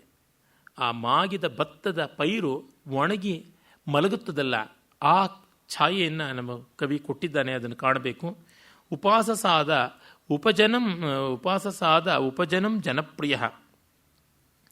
ಹತ್ತಿರದಲ್ಲೇ ಬೇಕಾದಂತೆ ಜನರು ಕಾಣಿಸ್ತಾ ಇದ್ರು. ಆ ಜನರ ಹತ್ತಿರಕ್ಕೆ ಜನಪ್ರಿಯನಾದಂಥ ಇವನು ಬರ್ತಾನೆ ಅರ್ಜುನ. ಅಂದರೆ ಶರತ್ಕಾಲದ ಆ ಸುಂದರ ಪರಿಸರಕ್ಕೆ ಇವನು ಕಾಲಿಡ್ತಾ ಇದ್ದಾನೆ. ಆಗ ಉಪಾಯನೀಭೂತ ಶರದ್ಗುಣಶ್ರಿಯ, ಆ ಶರತ್ಗುಣ ಇಡೀ ಸಂಪತ್ತಿಯನ್ನು ಉಪಾಯನ ಕೊಟ್ಟಂತೆ ಕಾಣಿಸ್ತಾ ಇತ್ತು. ಅರ್ಜುನನಿಗೆ ಒಂದು ಉಡುಗೊರೆ ಕೊಟ್ಟಂತೆ. ನನಂತ ಪಶ್ಯನ್ ಉಪಸೀಮ ಸಸ್ಥಲೀ. ಉಪಸೀಮ ಅಂತಂದರೆ ಹತ್ತಿರದ ಜಾಗಗಳು, ಹತ್ತಿರದ ಎಡೆಗಳು, ಹೊಲ ಗದ್ದೆಗಳ ಸಮೀಪದ ಪ್ರಾಂತಗಳನ್ನು, ಗ್ರಾಮದ ಗಡಿಯ ಪ್ರದೇಶಗಳನ್ನು ನೋಡ್ತಾ ಬಂದ. ಆಗ ನೋಡ್ತಾ ಇದ್ದಾಗ ಆ ಶರತ್ಕಾಲದ ತಿಳಿಯಾದ ನೀರಿನಲ್ಲಿ ಬಾಳೆ ಮೀನುಗಳು ಹಾಗೆ ಹೀಗೆ ಹೊಯ್ದಾಡ್ತಾ ಇದ್ವು. ಆ ಹೊಯ್ದಾಡುವಿಕೆ ಬಹಳ ಮನೋಹರವಾಗಿತ್ತು. ಅದನ್ನು ಕಾಣ್ತಾ ಬಂದ. ಹೃತಪ್ರಿಯ ದೃಷ್ಟಿವಿಲಾಸ ವಿಭ್ರಮ ಮನೋಸ್ಯ ಜಗುರು ಶಫರಿ ವಿವೃತ್ತಯ. ಮೀನಿನ ಹೊಯ್ದಾಟ ಅವನಿಗೆ ತನ್ನ ಪ್ರೇಯಸಿ ದ್ರೌಪದಿಯ ಕಣ್ಣಿನ ಚೆಲುವನ್ನು, ಕಣ್ಣಿನ ಮಿಡುಕನ್ನು, ಹೊಳಪನ್ನು ಕಾಣಿಸುವಂತೆ ಇತ್ತು ಅಂತ. ಈ ಕಾವ್ಯದ ಮೊದಲ 6 ಸರ್ಗಗಳನ್ನು ಡಾಕ್ಟರ್ ಕೆ ಕೃಷ್ಣಮೂರ್ತಿಯವರು ಅನುವಾದ ಮಾಡಿದ್ದಾರೆ. ಹಾಗಾಗಿ ಆ ಕಾವ್ಯದ ಕನ್ನಡದ ಸುಂದರವಾದ ಅನುವಾದದ ಕೆಲವು ಪದ್ಯಗಳನ್ನು ನಾನು ನಿಮಗೆ ನಿವೇದಿಸ್ತೀನಿ. ಯಾಕೆಂದರೆ ಈ ಪ್ರೌಢವಾದ ಕಾವ್ಯವನ್ನು ಗದ್ಯದಲ್ಲಿ ಪೂರ್ಣವಾಗಿ PS ರಾಮಾನುಜಂ ಅವರು ಈಚಿನ ಹಲವು ವರ್ಷಗಳ ಹಿಂದೆ ಅನುವಾದ ಮಾಡಿದ್ರು. ಅದಕ್ಕೂ ಬಹಳ ವರ್ಷಗಳ ಮುಂಚೆ ಸಟಿಪ್ಪಣವಾಗಿ ಮೊದಲ 6 ಸರ್ಗಗಳನ್ನು ಪದ್ಯರೂಪವಾಗಿ ಕೆ ಕೃಷ್ಣಮೂರ್ತಿಯವರು ಅನುವಾದ ಮಾಡಿದ್ದಾರೆ. ಹಂಸ ಇಂಚರ ವ್ಯಸೆಯ ಮೇಖಲೆ ಬಲಿತು ಮಾಗಿದ ಬೆಳೆಗಳು ಬಿಳುಪು ಬಣ್ಣವ ಬೀರಲು ಯೌವನಾನ್ವಿತೆ ಕಾಂತೆಯಂದದೆ ಮಹಿಯ ಸೇರಿದ ನಾಥನು ಜನಸಮೀಪದೆ ಪಾರ್ಥನು. ಬಾಗಿ ಬತ್ತದ ತೆನೆಗಳೆಸೆಯಲು ಕೆಸರು ತೊಲಗಿರೆ ನೀರೊಳು ಅರಳೆ ಕೆಂದಾವರೆಗಳು ಊರ ಕೆಲದೊಳು ಶರದ ಸಿರಿಗಳ ಕಾಣ್ಕೆ ಎನಿಸುವ ಕಡೆಗಳ ಕಂಡು ನಲಿದನು ಎಡೆಗಳ. ಅವರ ಶೈಲಿ ನೋಡಿ ಎಷ್ಟು ಚೆನ್ನಾಗಿದೆ. ಈಗ ನಾನು ಹೇಳಿದ ಆ ಪದ್ಯದ ತಾತ್ಪರ್ಯ ಇಲ್ಲಿ ಬಂದಿದೆ. ಕಡು ಕುತೂಹಲದಿಂದೆ ತಾವರೆ ಗಣ್ಣ ನರಳಿಸಿ ಕೊಳಗಳೆ ನೋಡುವಂತಿರಲಾಗಳೆ ಸುಳಿವ ಮೀನ್ಗಳ ಚೆಲುವೆ ಸೋರಿಸಿ ಕಂತೆಯಕ್ಷಿಯ ಸೊಗಸನು ಮನವನಾಥನು ಸೋತನು. ನಿರೀಕ್ಷಮಾಣ ಇವ ವಿಸ್ಮಯಾಕುಲೈ ಪಯೋಭಿರುನ್ಮೀಲಿತ ಪದ್ಮಲೋಚನೈ. ಆ ಅರಳಿದ ತಾವರೆಗಳಿಂದ ಕೂಡಿದ ಕೆರೆಗಳು ಹೇಗಿದ್ದವು ಅಂದರೆ ಅರ್ಜುನನ್ನ ಕಣ್ಣರಳಿಸಿಕೊಂಡು ಅವೇ ನೋಡ್ತಾ ಇವ್ಯಾ ಎಂಬಂತೆ ಇತ್ತು ಅಂತ ಕವಿ ಹೇಳ್ತಾ ಇದ್ದಾನೆ. ನುನೋದ ತಸ್ಯ ಸ್ಥಳ ಪದ್ಮಿನೀಗತಂ ವಿತರ್ಕ ಮಾವಿಷ್ಕೃತ ಫೇನ ಸಂತತಿ ಅವಪ್ತ ಕಿಂಜಲ್ ಕವಿಭೇದ ಮುಚ್ಚಕೈ ವಿವೃತ್ತ ಪಾಠೀನ ಪರಾಹತಂ ಪಯಃ. ಇನ್ನು ಆ ನೀರು ಎಷ್ಟು ಚೆನ್ನಾಗಿ ಕಾಣಿಸ್ತಾ ಇತ್ತು ಸರೋವರದಲ್ಲಿ ಅಂತಂದರೆ, ಸರೋವರದ ನೀರಿನಲ್ಲಿ ಪಾಠೀನ ಅಂದರೆ ಒಂದು ಜಾತಿಯ ಮೀನು, ಅವುಗಳ ಹೊರಳಾಟದಿಂದಾಗಿ ನೊರೆ ಎದ್ದಿತ್ತು. ಆ ನೊರೆ ಮೇಲಕ್ಕೆ ಹಾರಿದ್ರಿಂದ ಎಲ್ಲ ಕಡೆಯಲ್ಲೂ ಆ ಬೆಳುಪು ಬಣ್ಣ ತೋರ್ತಾ ಇತ್ತು. ಕಮಲಗಳ ಪರಾಗಗಳು ಕೂಡ ಚೆಲ್ಲಾಪಿಲ್ಲಿ ಆಗ್ತಾ ಇದ್ವು. ದಟ್ಟವಾಗಿ ಕಮಲಗಳು ಕೆರೆಗಳು ತುಂಬಿಕೊಂಡಿದ್ವು.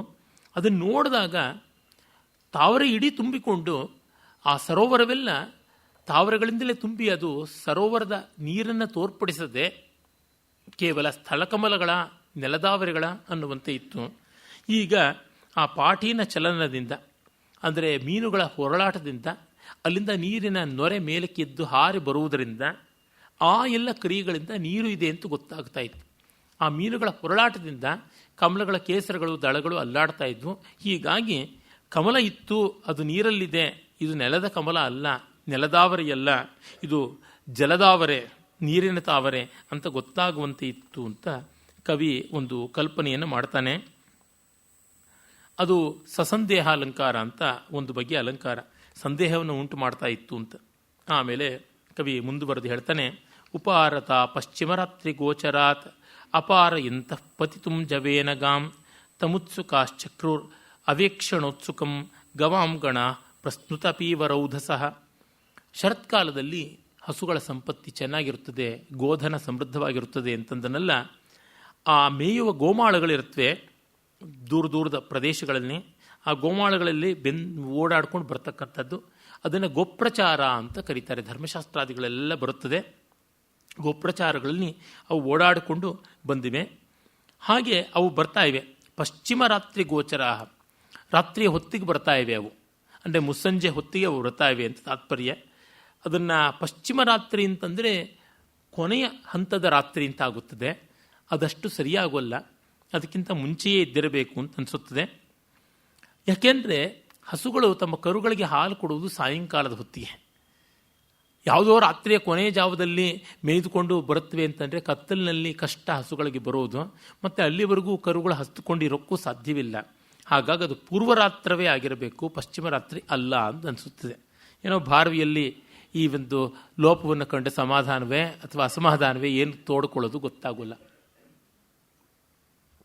ಯಾಕೆಂದರೆ ಮುಂದೆ ಅವನೇ ಹೇಳ್ತಾನೆ, ಪ್ರಸ್ನುತ ಪೀವರೌಧಸಃ ಅಂತ, ಹಾಲು ಉಕ್ಕಿ ಬರ್ತಾ ಇತ್ತು ಅಂತ. ಕೆ ಕೃಷ್ಣಮೂರ್ತಿಗಳು ಹೇಳ್ತಾರೆ, ಆಗಳಿರುಳಿನ ಕಡೆಯ ಜಾವದೆ ಮೇಪ ನಿಲ್ಲಿಸಿ ಮಾಡದೆ ಮರಳಲೊಡರಿಸಿ ಬೇಗದೆ ನಡೆಯಲಾರದೆ ದೊಡ್ಡ ಮಲೆಗಳ ನಿಳಿವ ಹಾಲಿನ ಗೋಗಣ ಮನವ ನೆಳೆದುವು ಆತನ ಅಂತ. ಹಾಗೆ ಆ ಒಂದು ಕೊಡಗೆಚ್ಚಲಿನ ಹಸುಗಳು, ಬೆಣ್ಣಿಗೆಚ್ಚಲಿನ ಹಸುಗಳು, ಯಾವುದನ್ನ ಘಟೋದ್ನಿ ಕುಂಭೋದ್ನಿ ಅಂತೆಲ್ಲ ಕರೀತಾರೆ, ಪೀವರೋದ್ನಿ ಅಂತ. ಆ ತುಂಬು ಗೆಚ್ಚಲಿನ ಹಸುಗಳು ಹೊಯ್ದಾಡ್ತಾ ಇವೆ, ಬರ್ತಾ ಇವೆ. ಅದನ್ನು ಅರ್ಜುನ ನೋಡ್ತಾನೆ. ಕರುಗಳ ಆಸೆಯಿಂದ ಅವು ಹೆಜ್ಜೆ ಇಕ್ಕಲಾರದೆ ಚೆನ್ನಾಗಿ ಮೇಯ್ದು ಹಾಲು ತುಂಬಿಕೊಂಡು ಬರ್ತಾ ಇರುವ ಹಸುಗಳನ್ನು ಕಂಡ ಅಂತ. ಅದೊಂದು ಶುಭ ಶಕುನವೂ ಹೌದು ಅಂತ ಹೇಳ್ತಾರೆ. ಪರೀತ ಮುಕ್ಷಾವಜಯೇ ಜಯಶ್ರಿಯ ನದಂತ ಮುಚ್ಚೈ ಕ್ಷತ ಸಿಂಧುರೋದಸಂ ದದರ್ಶ ಪುಷ್ಟಿಂ ದದತಂ ಸಶಾರದೀಂ ಸವಿಗ್ರಹಂ ದರ್ಪಮಿವಾಧಿಪಂ ಗವಾಂ. ದೊಡ್ಡ ದೊಡ್ಡ ಮೈಯ ಕೊಬ್ಬಿದ ಗೂಳಿಗಳಿವೆ, ಮಹಾವೃಷಭಗಳು ಅವಿವೆ. ಅವು ಒಂದು ಗೂಳಿ ಮತ್ತೊಂದು ಗೂಳಿಯನ್ನು ಆ ಇನ್ನೊಂದು ಗೂಳಿಯನ್ನು ಮತ್ತೊಂದು ಗೂಳಿ, ಹೀಗೆ ದೊಡ್ಡ ದೊಡ್ಡ ಗೂಳಿಗಳ ಸಮೂಹವನ್ನೇ ಗೆದ್ದಂಥ ಒಂದು ಮಹಾವೃಷಭಗಳಿರುತ್ತವೆ. ಪ್ರಧಾನಮಲ್ಲ ಅಂತ ಹೇಳ್ತೀವಲ್ಲ, ಆ ಬಗೆಯಲ್ಲಿರ್ತಕ್ಕಂಥ ಆ ಗೂಳಿಗಳ ಸಮೂಹವನ್ನು ಅವನು ಕಾಣ್ತಾನೆ. ಆ ನಾಯಕ ವೃಷಭವನ್ನು ನೋಡ್ತಾನೆ. ಅದು ನದಿ ತೀರವನ್ನೆಲ್ಲ ಕೊಂಬಿಂದ ತಿವಿದುಕೊಂಡು ಬರ್ತಾ ಇರ್ತದೆ. ಕ್ಷತ ಸಿಂಧು ರೋಧಸಂ, ಸಿಂಧು ಅಂದರೆ ನದಿ. ಆ ರೋಧಸ್ ದಡವನ್ನು ಕೊಂಬಿನಿಂದ ತಿವಿದು ಆ ನೀರಿಗೆ ಬಗ್ಗಡವಾಗುವಂತೆ ಮಾಡ್ತಾ ಇದೆ, ಮಣ್ಣು ಬೀಳುವಂತೆ ಮಾಡಿ ನದಂತ ಮುಚ್ಚೈ ರಂಕೆ ಹಾಕ್ತಾ ಇದೆ. ಆ ವೃಷಭಗಳ ಗರ್ಜನೆಯನ್ನು ರಂಕೆ ಅಂತ ಕರೀತಾರೆ ಕನ್ನಡದಲ್ಲಿ. ವೃಷಭೋ ರೋರವೀತಿ ಅಂತಾರಲ್ಲ, ಹುಂಕಾರ ಅಂತೆಲ್ಲ ಪಾಣಿನಿ ಕೂಡ ಹೇಳ್ತಾನೆ. ಹಾಗೆ ಅವು ಮಾಡ್ತಾ ಇವೆ. ಅದು ನೋಡಿದಾಗ ಪುಷ್ಟಿಂ ದದತಂ ಸ ಶಾರದಿಂ, ಶರತ್ಕಾಲದ ಪುಷ್ಟಿಯನ್ನೇ ಮೈವೆತ್ತಂತೆ ಕಾಣ್ತಾ ಇವೆ. ಜಯಶ್ರೀಯ, ಆ ಕೊಬ್ಬಿದ ಹೆಮ್ಮೆಯಿಂದ, ವಿಜಯದ ಗರ್ವದಿಂದ ಅವು ಕಂಡಿವೆ ಗೂಳಿಗಳು. ಅದನ್ನು ನೋಡ್ದ ಅಂತ. ಆಮೇಲೆ ಇನ್ನು ಆ ಶರತ್ಕಾಲದ ನದಿಗಳು ಮರಳ ತೀರವನ್ನು ಮೆಲ್ಲನೆ ಬಿಟ್ಟು ಕೃಶಪ್ರವಾಹವಾಗ್ತಾ ಇವೆ. ಮೊದಲು ಮಳೆಗಾಲದಲ್ಲಿ ದಡಮೀರಿ ಹರಿತಾ ಇದ್ವು, ಕೂಲಾತಿಗವಾಗಿ ಹರಿತಾ ಇದ್ವು. ಹಾಗಾಗಿ ಆ ನೀರಿನ ಬಗ್ಗಡದ ಪ್ರವಾಹ ಇಳಿದು ಮೆಲ್ಲನೆ ಒಳಕ್ಕೆ ಬಂದು ತಿಳಿಯಾದ ನೀರು ಮರಳ ದಿಬ್ಬಗಳಿಂದ ಕೆಳಕ್ಕಿಳಿದು ಒಳ್ಳೆಯ ಪಾತ್ರದಲ್ಲಿ ಪಾರದರ್ಶಕವಾಗಿ ಹರಿತಾ ಇವೆ. ಅದು ಹೇಗಿದೆ ಅಂತಂದರೆ ಶರನ್ನದೀನಾಂ ಪುಲಿನಿ ಕುತೂಹಲಂ ಗಲದ್ದು ಕೂಲೈರ್ ಜಗನೈರಿವಾದಧೆ, ಅಂದರೆ ತಮ್ಮ ನಡುವಿನ ಮೇಲಿನ ಬಟ್ಟೆಯನ್ನು ಜಾರಿಸಿಕೊಳ್ತಾ ಇರುವ ಸುಂದರಿಯರ ಥರ ಕಾಣಿಸ್ತಾ ಇದೆ ಅಂತ. ಭಾರವಿ ಇದನ್ನು ವಾಲ್ಮೀಕಿಗಳಿಂದ ನೇರವಾಗಿ ತೆಗೆದುಕೊಂಡು ಬಿಟ್ಟಿದ್ದಾರೆ. ದರ್ಶಯಂತಿ ಶರನ್ ನದ್ಯ ಪುಲಿನಾನಿ ಶನೈಶನೈ ನವಸಂಗಮ ಸಂವ್ರೀಡಾ ಜಘನಾನೀವ ಯೋಷಿತಾಂ ಅಂತ ಶರತ್ಕಾಲದ ವರ್ಣನೆಯನ್ನು ಕಿಷ್ಕಿಂಧಾಕಾಂಡದಲ್ಲಿ ಆದಿಕವಿಗಳು ಮಾಡ್ತಾರೆ. ರಾಮ ಲಕ್ಷ್ಮಣರ ಸಂವಾದದಲ್ಲಿ ಬರುತ್ತದೆ ಅದು. ಆದಿಕವಿಗಳ ಕಲ್ಪನೆ ಮತ್ತು ಪೂರ್ಣವಾಗಿ ಮತ್ತು ಅಭಿರಾಮವಾಗಿ ಆ ಶಬ್ದಶಯ್ಯೆಯೂ ತುಂಬ ಚೆನ್ನಾಗಿದೆ. ಪಾಪ ಭಾರವಿಗೆ ಅದೇನು ಸಿದ್ಧಿಸಿದಂತೆ ಕಾಣೆ. ಒಳ್ಳೆ ಸಾಮಗ್ರಿ ಇದ್ದರೂ ಕೂಡ ಅವನು ಇನ್ನೂ ಚೆನ್ನಾಗಿ ಕಲ್ಪನೆಯನ್ನು ಮಾಡಬಹುದಾಗಿತ್ತು. ಮಹರ್ಷಿಗಳ ಮಾತನ್ನೂ ಅಪೂರ್ಣವಾಗಿ ಇಟ್ಟಿದ್ದಾನೆ. ಪೂರ್ಣವಾಗಾದರೂ ಕದ್ದಿದ್ರೆ ಚೆನ್ನಾಗಿರ್ತಿತ್ತು. ಏನು ಮಾಡೋದು? ಗತಾನ್ ಪಶೂನಾಂ ಸಹಜನ್ಮ ಬಂಧುತಾಂ ಗೃಹಾಶ್ರಯಂ ಪ್ರೇಮ ವನೇಶು ಬಿಭ್ರತಃ ದದರ್ಶ ಗೋಪಾನ್ ಉಪಧೇನು ಪಾಂಡವ ಕೃತಾನುಕಾರಾನಿವ ಗೋಭಿರಾರ್ಜವೇ. ಇನ್ನು ಅಲ್ಲಿ ಆ ಗೋಧನಗಳನ್ನು ಕಾಪಾಡ್ತಾ ಇರ್ತಕ್ಕಂಥ ಗೋಪಾಲಕರು, ಅವರ ಪ್ರೀತಿಭಾವ. ಗತಾನ್ ಪಶೂನಾಂ ಸಹಜನ್ಮ ಬಂಧುತಾಂ, ಆ ಹಸುಗಳ ಜೊತೆಗೆ, ಗೂಳಿಗಳ ಜೊತೆಗೆ, ಕರುಗಳ ಜೊತೆಗೆ ಇದ್ದು ಅವರ ಜೊತೆಗೆ ಒಡಹುಟ್ಟುಗಳೆಂಬ ಭಾವವನ್ನು ತುಂಬಿಕೊಂಡಂಥವಿದ್ದಾರೆ ಆ ಗೊಲ್ಲರು. ಮತ್ತು ಗೃಹಾಶ್ರಯಂ ಪ್ರೇಮ ವನೇಶು ಬಿಭ್ರತಃ, ತಮ್ಮ ಮನೆ ಹೇಗೂ ಹಾಗೆ ಕಾಡು ಅಂತ ಕೂಡ ಭಾವಿಸಿಕೊಂಡಂಥವರು. ಆ ರೀತಿಯಲ್ಲಿ ಕಾಡಿನ ಬಗೆಗೆ ಅವರ ಪ್ರೀತಿ ಉಂಟು. ನಿಸರ್ಗಕ್ಕೆ ತುಂಬ ನಿಕಟವಾಗಿ ಬದುಕ್ತಾ ಇದ್ದಾರೆ ಅಂತ. ಅನುಧೇನು, ಹಸುಗಳನ್ನು ಹಿಂಬಾಲಿಸಿ, ಧೇನು ಅನುಸೃತ್ಯ ಅನುಧೇನು ಅಂತ ಅವ್ಯಯಿ ಭಾವ ಸಮಾಸವಾಗಿದೆ. ಈ ಥರದ್ದು ತುಂಬ ಮಾಡ್ತಾನೆ ಭಾರವಿ. ತುಂಬ ತುಂಬ ತುಂಬ ಆ ರೀತಿಯಾಗಿ ಛಂದಸ್ಸಿನ ಅನುಕೂಲತೆಯ ದೃಷ್ಟಿಯಿಂದಲೂ ಇದು ತುಂಬ ಒದಗಿ ಬರತಕ್ಕಂಥದ್ದು ಈ ಪ್ರಯೋಗ. ಜೊತೆಗೆ ಸ್ವಲ್ಪ ಪಂಡಿತ ಪ್ರಿಯವೂ ಆಗುತ್ತದೆ. ಹಾಗೆ ಇರುವ ಗೋಪಾಲಕರನ್ನು ನೋಡಿ ಅರ್ಜುನ ತುಂಬ ಸಂತೋಷಪಟ್ಟ ಅಂತ ಕವಿ ಹೇಳ್ತಾನೆ. ಪ್ರಜಾಜಿರೇಶ್ವಂಬುದನಾದ ಅಂಬುದನಾದ ಶಂಕಿನೀ ಶಿಖಂಡಿನಾ ಮುನ್ಮದಯತ್ಸು ಯೋಷಿತಃ ಮುಹುಪ್ರಣುನ್ನೇತು ಮಥಾಂ ವಿವರ್ತನೈ ನದತ್ಸು ಕುಂಭೇಶು ಮೃದಂಗಮಂಥರಂ. ಇನ್ನು ಗೊಲ್ಲರ ಹಟ್ಟಿಯಲ್ಲಿ ಗೊಲ್ಲತಿಯರು ತುಂಬ ಚೆನ್ನಾಗಿ ಕಡಿತಾ ಇದ್ದಾರೆ ಮಜ್ಜಿಗೆಯನ್ನು. ಆ ಬೆಣ್ಣೆಗಾಗಿ ಮೊಸರನ್ನು ಕಡಿದು ಮಜ್ಜಿಗೆ ಮಾಡುವ ಆ ಸಂದರ್ಭದಲ್ಲಿ ಆ ಅಂಗಳದಲ್ಲಿ ಮಜ್ಜಿಗೆ ಕಡಿಯುವ ಶಬ್ದ, ಕಡಗೋಲಿನ ಶಬ್ದ ಒಳ್ಳೆ ಮೇಘ ಗರ್ಜನೆಯಂತೆ ಇದೆ. ಅದನ್ನು ಕಂಡು ಹತ್ತಿರದಲ್ಲಿ ಬಂದಂಥ ನವಿಲುಗಳೆಲ್ಲ ಶರತ್ಕಾಲದಲ್ಲಿ ಇದೇನಿದು ಮೇಘ ಗರ್ಜನೆ ಅಂತ ಆ ತಾಂಡವ ಮಾಡ್ತಾ ಇವೆ. ಶಿಖಂಡಿನ ಉನ್ಮದಯತ್ಸು ಯೋಷಿತಃ, ಉನ್ಮದಯತ್ಸು ಅಂದರೆ ಉನ್ಮಾದವನ್ನು ತಂದುಕೊಡುವಂತಹ ಪ್ರಣುನ್ನೇಶು, ಆ ವಿಶೇಷವಾಗಿ ನೂಕಲ್ಪಟ್ಟಿರ್ತಕ್ಕಂಥ ನಾದಗಳಲ್ಲಿ ಕುಂಭೇಶು, ಆ ಮಡಿಕೆಯ ಆ ಒಂದು ಮಥನ ಕಾಲದ ನಾದದಲ್ಲಿ ವಾತಾವರಣವೆಲ್ಲ ಒಂದು ಅಕಾಲದ ಮಳೆಯ ಮೋಡದ ಗುಡುಗೋ ಅಂಬುದನಾದ ಶಂಕಿನೀಹಿ ಆ ರೀತಿಯಾಗಿ ಮಾಡ್ತಾ ಇತ್ತು ಅಂತ ಕವಿ ಹೇಳ್ತಾನೆ. ಸಮಂಥರಾವಲ್ಗಿತ ಪೀವರಸ್ತನೀಹಿ ಪರಿಶ್ರಮ ಕ್ಲಾಂತ ವಿಲೋಲ ವಿಲೋಚನೋತ್ಪಲಾ ನಿರೀಕ್ಷಿತು ನೋ ಪರರಾಮವಲ್ಲವೀ ಅಭಿಪ್ರನುತ್ತ ಇವವಾರ ಯೋಷಿತ.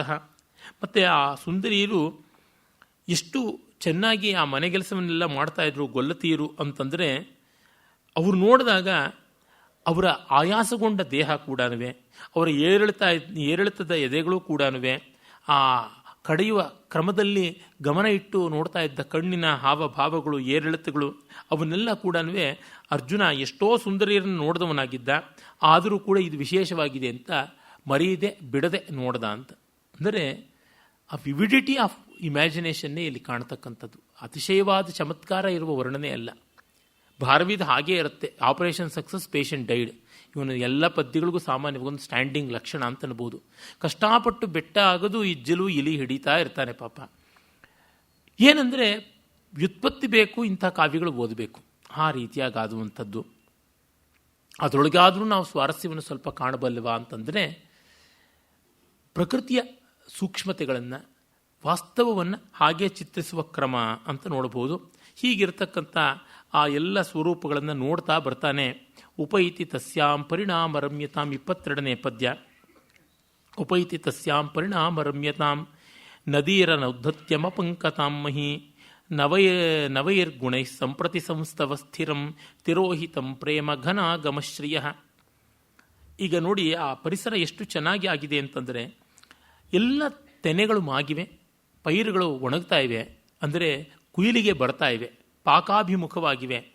ಪರಿಣಾಮ ರಮ್ಯತಾ, ಇದು ಕಾಳಿದಾಸನ ಫ್ರೇಜ್, ಪರಿಣಾಮ ರಮಣೀಯತಾ ಅನ್ನೋದ್ರಿಂದ ಎಷ್ಟು ಪೂರ್ವಕವಿಗಳನ್ನು ಪಾಪ ಅಂಥ ಸುಂದರವಲ್ಲದ ರೀತಿ ತೆಗೆದುಕೊತಾನೆ ಇವನು. ನದೀರ್ ಅನೌದ್ಧೌತ್ಯಂ ಅಪಂಕತಾಂ ಮಹಿ, ನೆಲದಲ್ಲಿ ಕೆಸರಿಲ್ಲ, ನದಿಗಳಲ್ಲಿ ಅಬ್ಬರ ಇಲ್ಲ. ನವೈರ್ ಗುಣೈ ಸಂಪ್ರತಿ ಸಂಸ್ಥವ ಸ್ಥಿರಂ, ಅಂದರೆ ತುಂಬ ಸಂತೋಷದಾಯಕವಾದ ಪ್ರಶಂಸನೀಯವಾದ ಈ ಸೊಗಸು ಶರತ್ಕಾಲದ್ದು ಕಾಣಿಸ್ತಾ ಇದೆ. ಮತ್ತು ಇದು ಏನಾಗಿದೆ, ಸಂಸ್ಥವ ಸ್ಥಿರಂ, ಪರಿಚಯದಿಂದ ಗಟ್ಟಿಯಾಗಿರ್ತಕ್ಕಂಥದ್ದಾಗಿದೆ ಈ ಶರತ್ಕಾಲ ಅಂತ. ಅಂದರೆ ಮಳೆಗಾಲ ಮೊದಲು 2 ತಿಂಗಳು ಚೆನ್ನಾಗಿ ಕೊಚ್ಚಿ ಹಾಕಿಬಿಟ್ಟಿತ್ತು, ಬಳಕೆ ಆಗಿತ್ತು. ಆದರೆ ಈಗ ಹೊಸದಾಗಿ ಬಂದಿರೋದು ಶರತ್ಕಾಲ, ಪರಿಚಯವಿಲ್ಲ. ಆದರೂ ಕೂಡ ಈ ಸೊಗಸಾದ ಗುಣಗಳಿವೆಯಲ್ಲ, ಕೆಸರಿಲ್ಲದಿರುವಿಕೆ ನೆಲದ ಮೇಲೆ, ನೀರಿನಲ್ಲಿ ಪ್ರವಾಹ ಇಲ್ಲದಿರುವಿಕೆ, ತಿಳಿ ನೀರಿರುವಿಕೆ, ಮತ್ತು ಬೆಳೆ ಚೆನ್ನಾಗಿ ಬರ್ತಾ ಇರ್ತಕ್ಕಂಥದ್ದು, ಸ್ಥಳಕಮಲಗಳು, ಜಲಕಮಲಗಳು ಇವೆಲ್ಲ ಚೆನ್ನಾಗಿರುವುದು, ಇದನ್ನು ಕಂಡಾಗ ಹೊಸದಾಗಿದ್ದರೂ ಶರತ್ಕಾಲ, ಅಪರಿಚಯದ ದೋಷ ಇದ್ದರೂ ಸೌಂದರ್ಯದ ಕಾರಣ, ಅನುಕೂಲತೆಯ ಕಾರಣ ಚೆನ್ನಾಗಿದೆ. ಮಳೆ ಪರಿಚಯವಾಗಿದ್ದರಿಂದ ಒಂದು ಮಟ್ಟಿಗೆ ಒಗ್ಗಿತ್ತು ಅಂತ. ಸ್ವಲ್ಪ ಕಷ್ಟ. ಕುವೆಂಪು ರಾಮಾಯಣ ದರ್ಶನದಲ್ಲಿ ತುಂಬ ಚೆನ್ನಾಗಿ ಹೇಳ್ತಾರೆ, ಮಳೆ ಬೇಸಿಗೆಯ ಕೊನೆಯಲ್ಲಿ ಬೇಕಿತ್ತು ಅಂತ ಇಡೀ ಭೂಮಿ ದಗದಗಿಸಿ ಹೋಗಿ ಬಾಯಿ ಬಿಡ್ತಾ ಇದ್ದಾಗ ಬಂತು.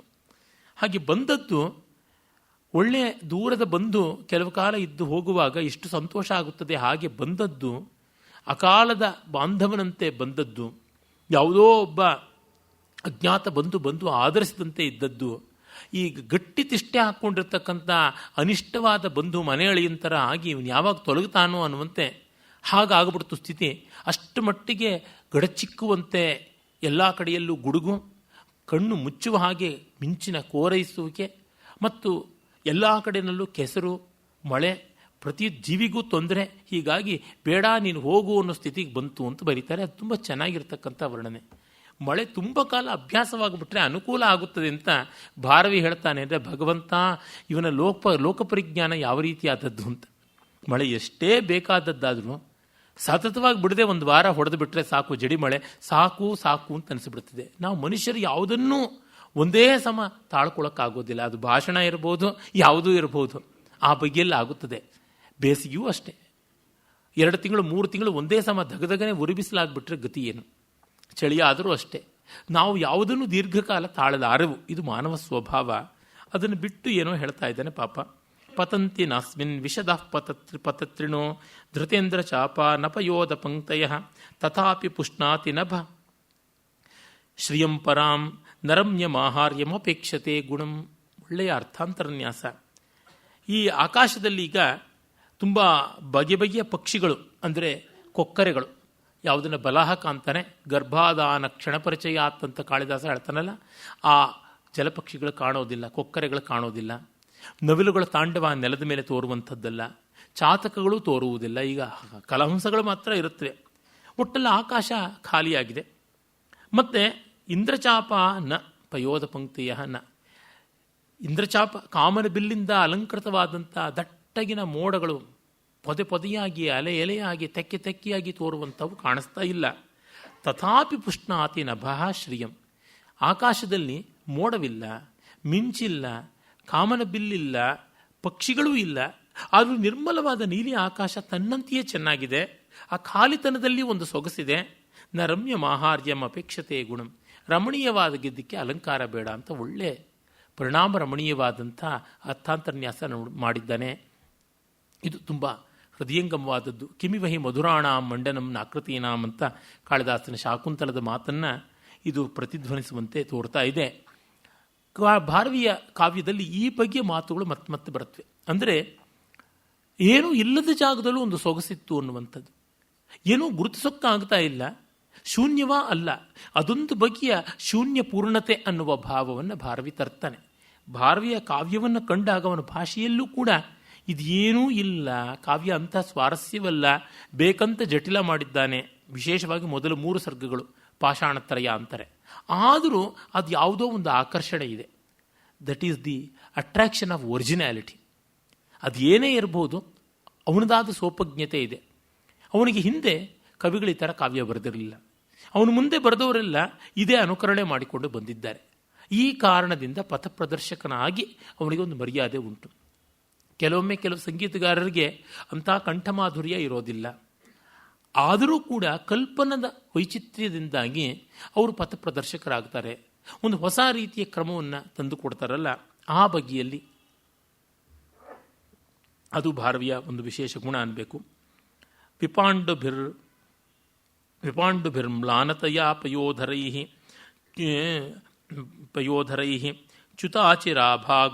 ಚ್ಯುತಾಚಿರಾಭಾಗುಣ ಹೇಮದಾಮಭಿ ಯಂ ಕದಂಬಾನಿಲ ಭರ್ತುರತ್ಯಯೇ ನ ದಿಗ್ವಧೂನಾಂ ಕೃಶತಾ ನ ರಾಜತೆ. ವರ್ಷಾಕಾಲದಲ್ಲಿ ಪತಿಯ ವಿರಹದಿಂದ ಸ್ವರ್ಗಿ ವಿಯೋಗಿನಿಯರಿರ್ತಾರೆ.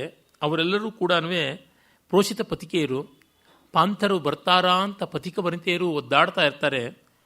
ವಿಪಾಂಡುರಾಭಿ ಮ್ಲಾನತೆಯ ಪಯೋಧರೈ, ಇದು ಎರಡಕ್ಕೂ ಕೂಡ ಅನ್ವಯ ಆಗತಕ್ಕಂಥದ್ದು. ದಿಗ್ವಧುಗಳು ಅಂತ ಅನ್ನುವ ಕಲ್ಪನೆಯನ್ನು ಮಾಡ್ತಾನೆ. ಅಚಿರಾಭ ಅಂತಂದರೆ ಕ್ಷಣಪ್ರಭಾ, ವಿದ್ಯುತ್ತು, ಮಿಂಚು ಅಂತಕ್ಕಂಥ ತಾತ್ಪರ್ಯ. ಈ ದಿಗ್ವನಿತೆಯರು, ದಿಕ್ಕುಗಳೆಂಬ ಸ್ತ್ರೀಯರು ಬಿಳಿಚ್ಕೊಂಡು ಬಿಟ್ಟಿದ್ದಾರೆ.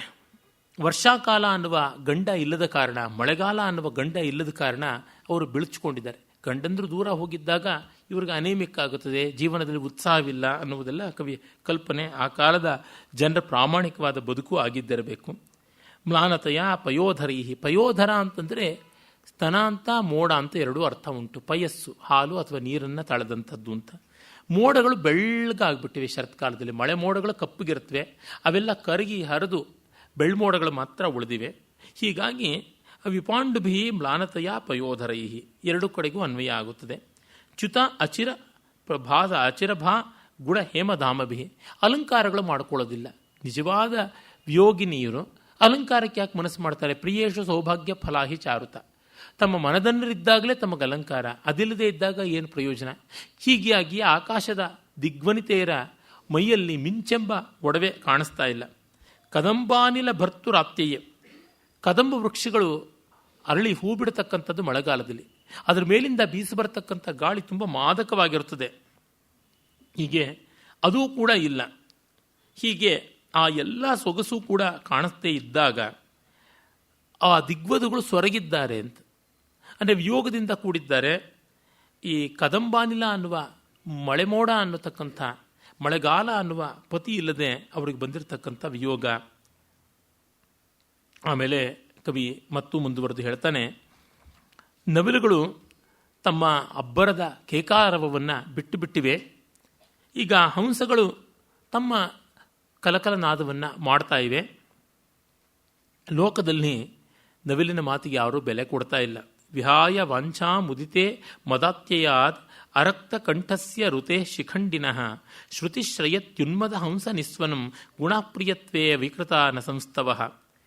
ಅಂದರೆ ಹೊಸದಾಗಿ ಕೇಳಿಸುವಂತಹ ಪಕ್ಷಿಗಳು, ಹಂಸ ಪಕ್ಷಿಗಳ ನಾದ. ಹಳತಾಗಿ ಪರಿಚಯ ಆದದ್ದು ನವಿಲುಗಳ ಕೇಕಾರವ.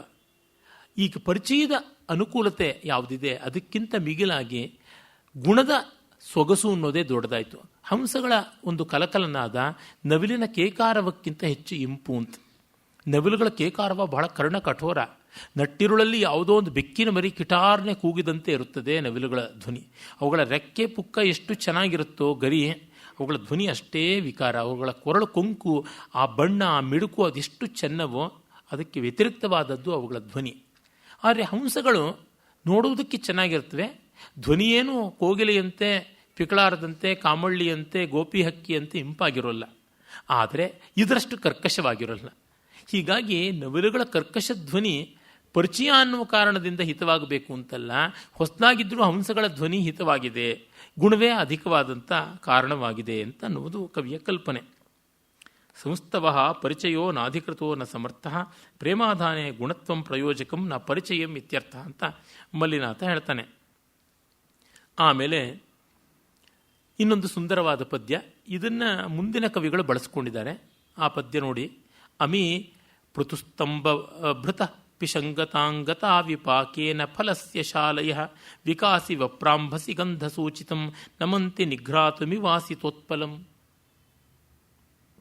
ಭತ್ತದ ಗದ್ದೆಗಳಲ್ಲಿ ತೆನೆ ತುಂಬಿಕೊಂಡು ತೆನೆಗಳು ಬಾಗಿ ಬಿಟ್ಟಿವೆ. ಭತ್ತದ ಗದ್ದೆಗಳಲ್ಲಿ ತುಂಬಿ ತುಳುಕುವಂತೆ ನೀರನ್ನು ಕಟ್ಟಿರ್ತಾರೆ. ನೀರು ಚೆನ್ನಾಗಿರಬೇಕು ಭತ್ತ, ಕಬ್ಬು ಇತ್ಯಾದಿ ಬೆಳೆಗಳಿಗೆಲ್ಲ.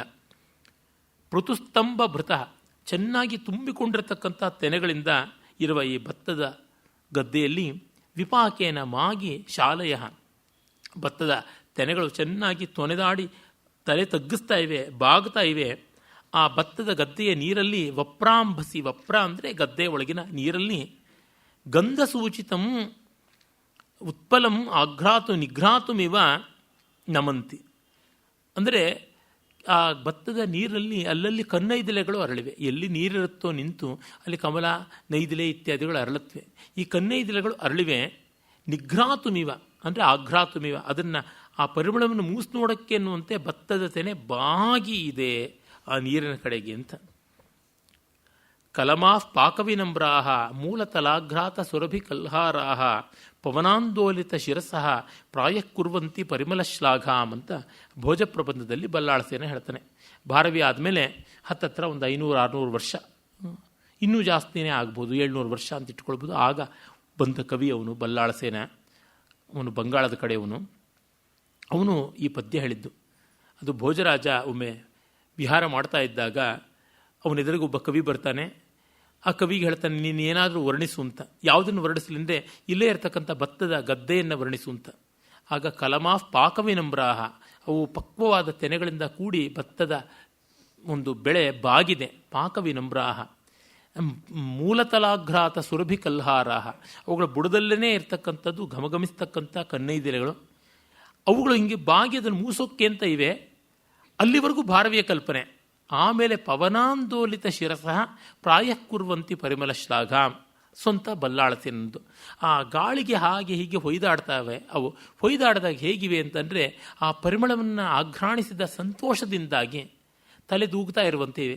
ನಮಗೆ ಒಳ್ಳೆಯ ರುಚಿಯಾದ ಆಹಾರ, ಇಂಪಾದ ಸಂಗೀತ, ಘಮಲು ಇರತಕ್ಕಂಥ ಪದಾರ್ಥಗಳು ಸಂಪರ್ಕಕ್ಕೆ ಬಂದಾಗ ನಮ್ಮ ತಲೆ ತೂಗ್ತೀವಿ, ಆಹಾ ಅಂತಂತೀವಲ್ಲ, ಆ ರೀತಿ ಭತ್ತದ ತೆನೆ ಬಾಗಿ ಬೀಗ್ತಾ ಇದೆ ಅಂತ ಅನ್ನುವಂಥದ್ದು. ಆ ತೆನೆಯ ಬಳಕು ಬಹಳ ಚೆನ್ನ. ನಮ್ಮ ಪ್ರಸಿದ್ಧ ಕವಿ, ನಿತ್ಯೋತ್ಸವದ ಕವಿ ಅಂತಲೇ ಪ್ರಸಿದ್ಧರಾದ ನಿಸಾರ್ ಅಹಮದ್ ಅವರ ತುಂಬ ಪ್ರಸಿದ್ಧವಾದ ಒಂದು ನಾಡಗೀತೆ ಜೋಗದ ಸಿರಿ ಬೆಳಕಿನಲ್ಲಿ, ಅಲ್ಲಿ ತುಂಗೆಯ ತೆನೆ ಬಳುಕಿನಲ್ಲಿ ಎನ್ನುವ ಪದ ಬಳಸ್ತಾರೆ. ತೆನೆ ಬಳುಕು ಅನ್ನುವುದು ತುಂಗಾ ನದಿಯ ಹೊಯ್ದಾಟಕ್ಕೆ, ಆ ನೀರಿನ ಪ್ರವಾಹಕ್ಕೆ ಒಂದು ವಿಶೇಷಣವಾಗಿ ಕೊಟ್ಟಿದ್ದಾರೆ. ತುಂಗಾ ನದಿ ಬಂಡೆಗಲ್ಲುಗಳ ಮಧ್ಯದಲ್ಲಿ ಮಲೆನಾಡಿನಲ್ಲಿ ಹಾಗೆ ಹೀಗೆ ಬಾಗಿ ಬಳುಕಿ ಬರುವಾಗ ತೆನೆಗಳು ಗಾಳಿಗೆ ಬಳಕಿದ್ರೆ ಹೇಗೆ ಹೊಯ್ದಾಡುತ್ತೋ ಹಾಗಿತ್ತು ಅಂತ ತುಂಬ ಸುಂದರವಾದ ಇಮೇಜರಿ ಅಂತ ಬಹಳ ಬಾರಿ ಅನಿಸಿದೆ. ಆ ರೀತಿಯಾದದ್ದು ಭಾರವಿ ಮುಂದಿನ ಕವಿಗಳಿಗೆ ಅವಕಾಶ ಕೊಟ್ಟಿದ್ದಾನೆ. ಇವನು ಹೇಗೆ ಪೂರ್ವ ಕವಿಗಳನ್ನು ಸ್ವೀಕರಿಸಿದನೋ ಇವನನ್ನು ಹಾಗೆ ಪರವರ್ತಿಗಳಾದ ಕವಿಗಳು ತೆಗೆದುಕೊಂಡಿದ್ದಾರೆ ಅಂತ ನೋಡ್ಬೋದು. ಮೃಣಾಲಿನೀನಾಂ ಅನುರಂಜಿತಂ ತ್ವಿಷಾ ವಿಭಿನ್ನ ಮಂಭೋಜ ಪಲಾಶ ಶೋಭಯ ಪಯಸ್ಫುರಚ್ಛಾಲಿಶಿಖಾ ಪಿಶಂಗಿತಂ ಧೃತಂ ಧನುಷ್ಕಂಡ ಮಿವಾಹಿ ವಿದ್ವಿಷಃ. ಅಹಿ ಅನ್ನುವ ಒಬ್ಬ ರಾಕ್ಷಸ, ಅವನನ್ನೇ ವೃತ್ರಾಸುರ ಇತ್ಯಾದಿಯಾಗಿಯೆಲ್ಲ ಬೇಕಾದಂತೆ ವೇದಗಳಲ್ಲಿ ಹೇಳಿದೆ. ಆ ಅಹಿವಿದ್ವಿಟ್ ಅಂತಂದರೆ ಆ ವೃತ್ರಾಸುರ ವೈರಿ ಇಂದ್ರ ಅಂತ. ಅವನ ಧನುಸ್ಸು ಅಂದರೆ ಇಂದ್ರಧನುಸ್ಸು, ಕಾಮನ ಬಿಲ್ಲು,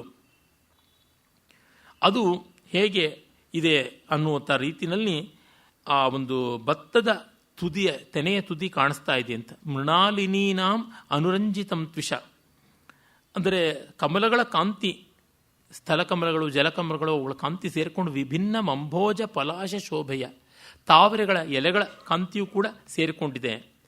ಮತ್ತು ಭತ್ತಗಳ ಬಂಗಾರದ ತೆನೆಯ ಬಣ್ಣ ಅಲ್ಲಿದೆ. ಇವೆಲ್ಲ ನೀರಿನಲ್ಲಿ ಪ್ರತಿಫಲಿಸ್ತಾ ಇದೆ.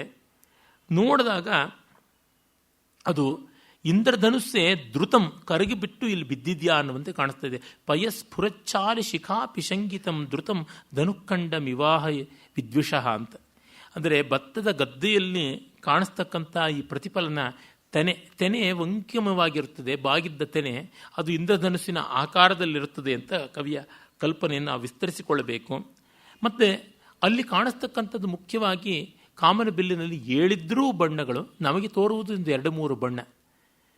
ಒಂದು ಬಗೆಯ ಊದಾಗೆಂಪು, ಊದಾ ಬಣ್ಣ, ಮತ್ತು ಹಳದಿ ಹಸಿರು ಬೆರೆತಂಥದ್ದೊಂದು, ಮತ್ತು ಕೆಂಪು. ಹೀಗೆ ಸಾಮಾನ್ಯವಾಗಿ ಈ 3 ಬಣ್ಣಗಳು ತೋರ್ತಕ್ಕಂಥದ್ದು. ಹಾಗೆ ಕೆಲವು ಬಣ್ಣಗಳು ನೀರೊಳಗಿದೆಯಾ ಅನ್ನುವಂತೆ ಕಾಣ್ತಾ ಇದೆ ಅಂತ. ಗಾಹಾ ಸಪ್ತಸಹಿಯಲ್ಲಿ ಒಂದು ಕಡೆ ಬರ್ತದೆ ತುಂಬ ಚೆನ್ನಾಗಿ.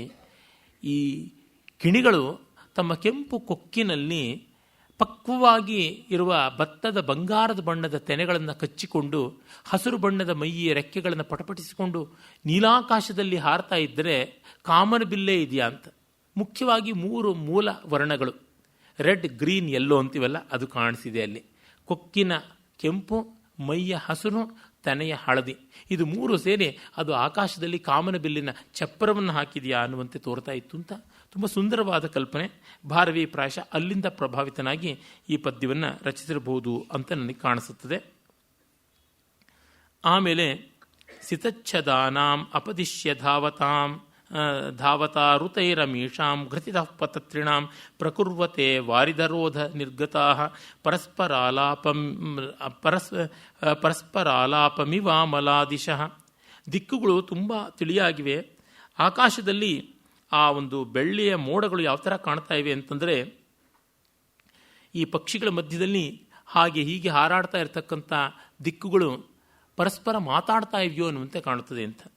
ಬೆಳ್ಳಿಯ ಮೋಡಗಳು ಬಹಳ ಸುಲಭವಾಗಿ ಗಾಳಿಯಲ್ಲಿ ತೇಲ್ಕೊಂಡು ಹೋಗುತ್ತವೆ, ಯಾಕೆಂದರೆ ಭಾರ ಇಲ್ಲ, ಹಗುರವಾಗಿವೆ. ಬೆಳ್ಮೋಡಗಳಿಗೆ ಗತಿಶೀಲತೆ ಹೆಚ್ಚು.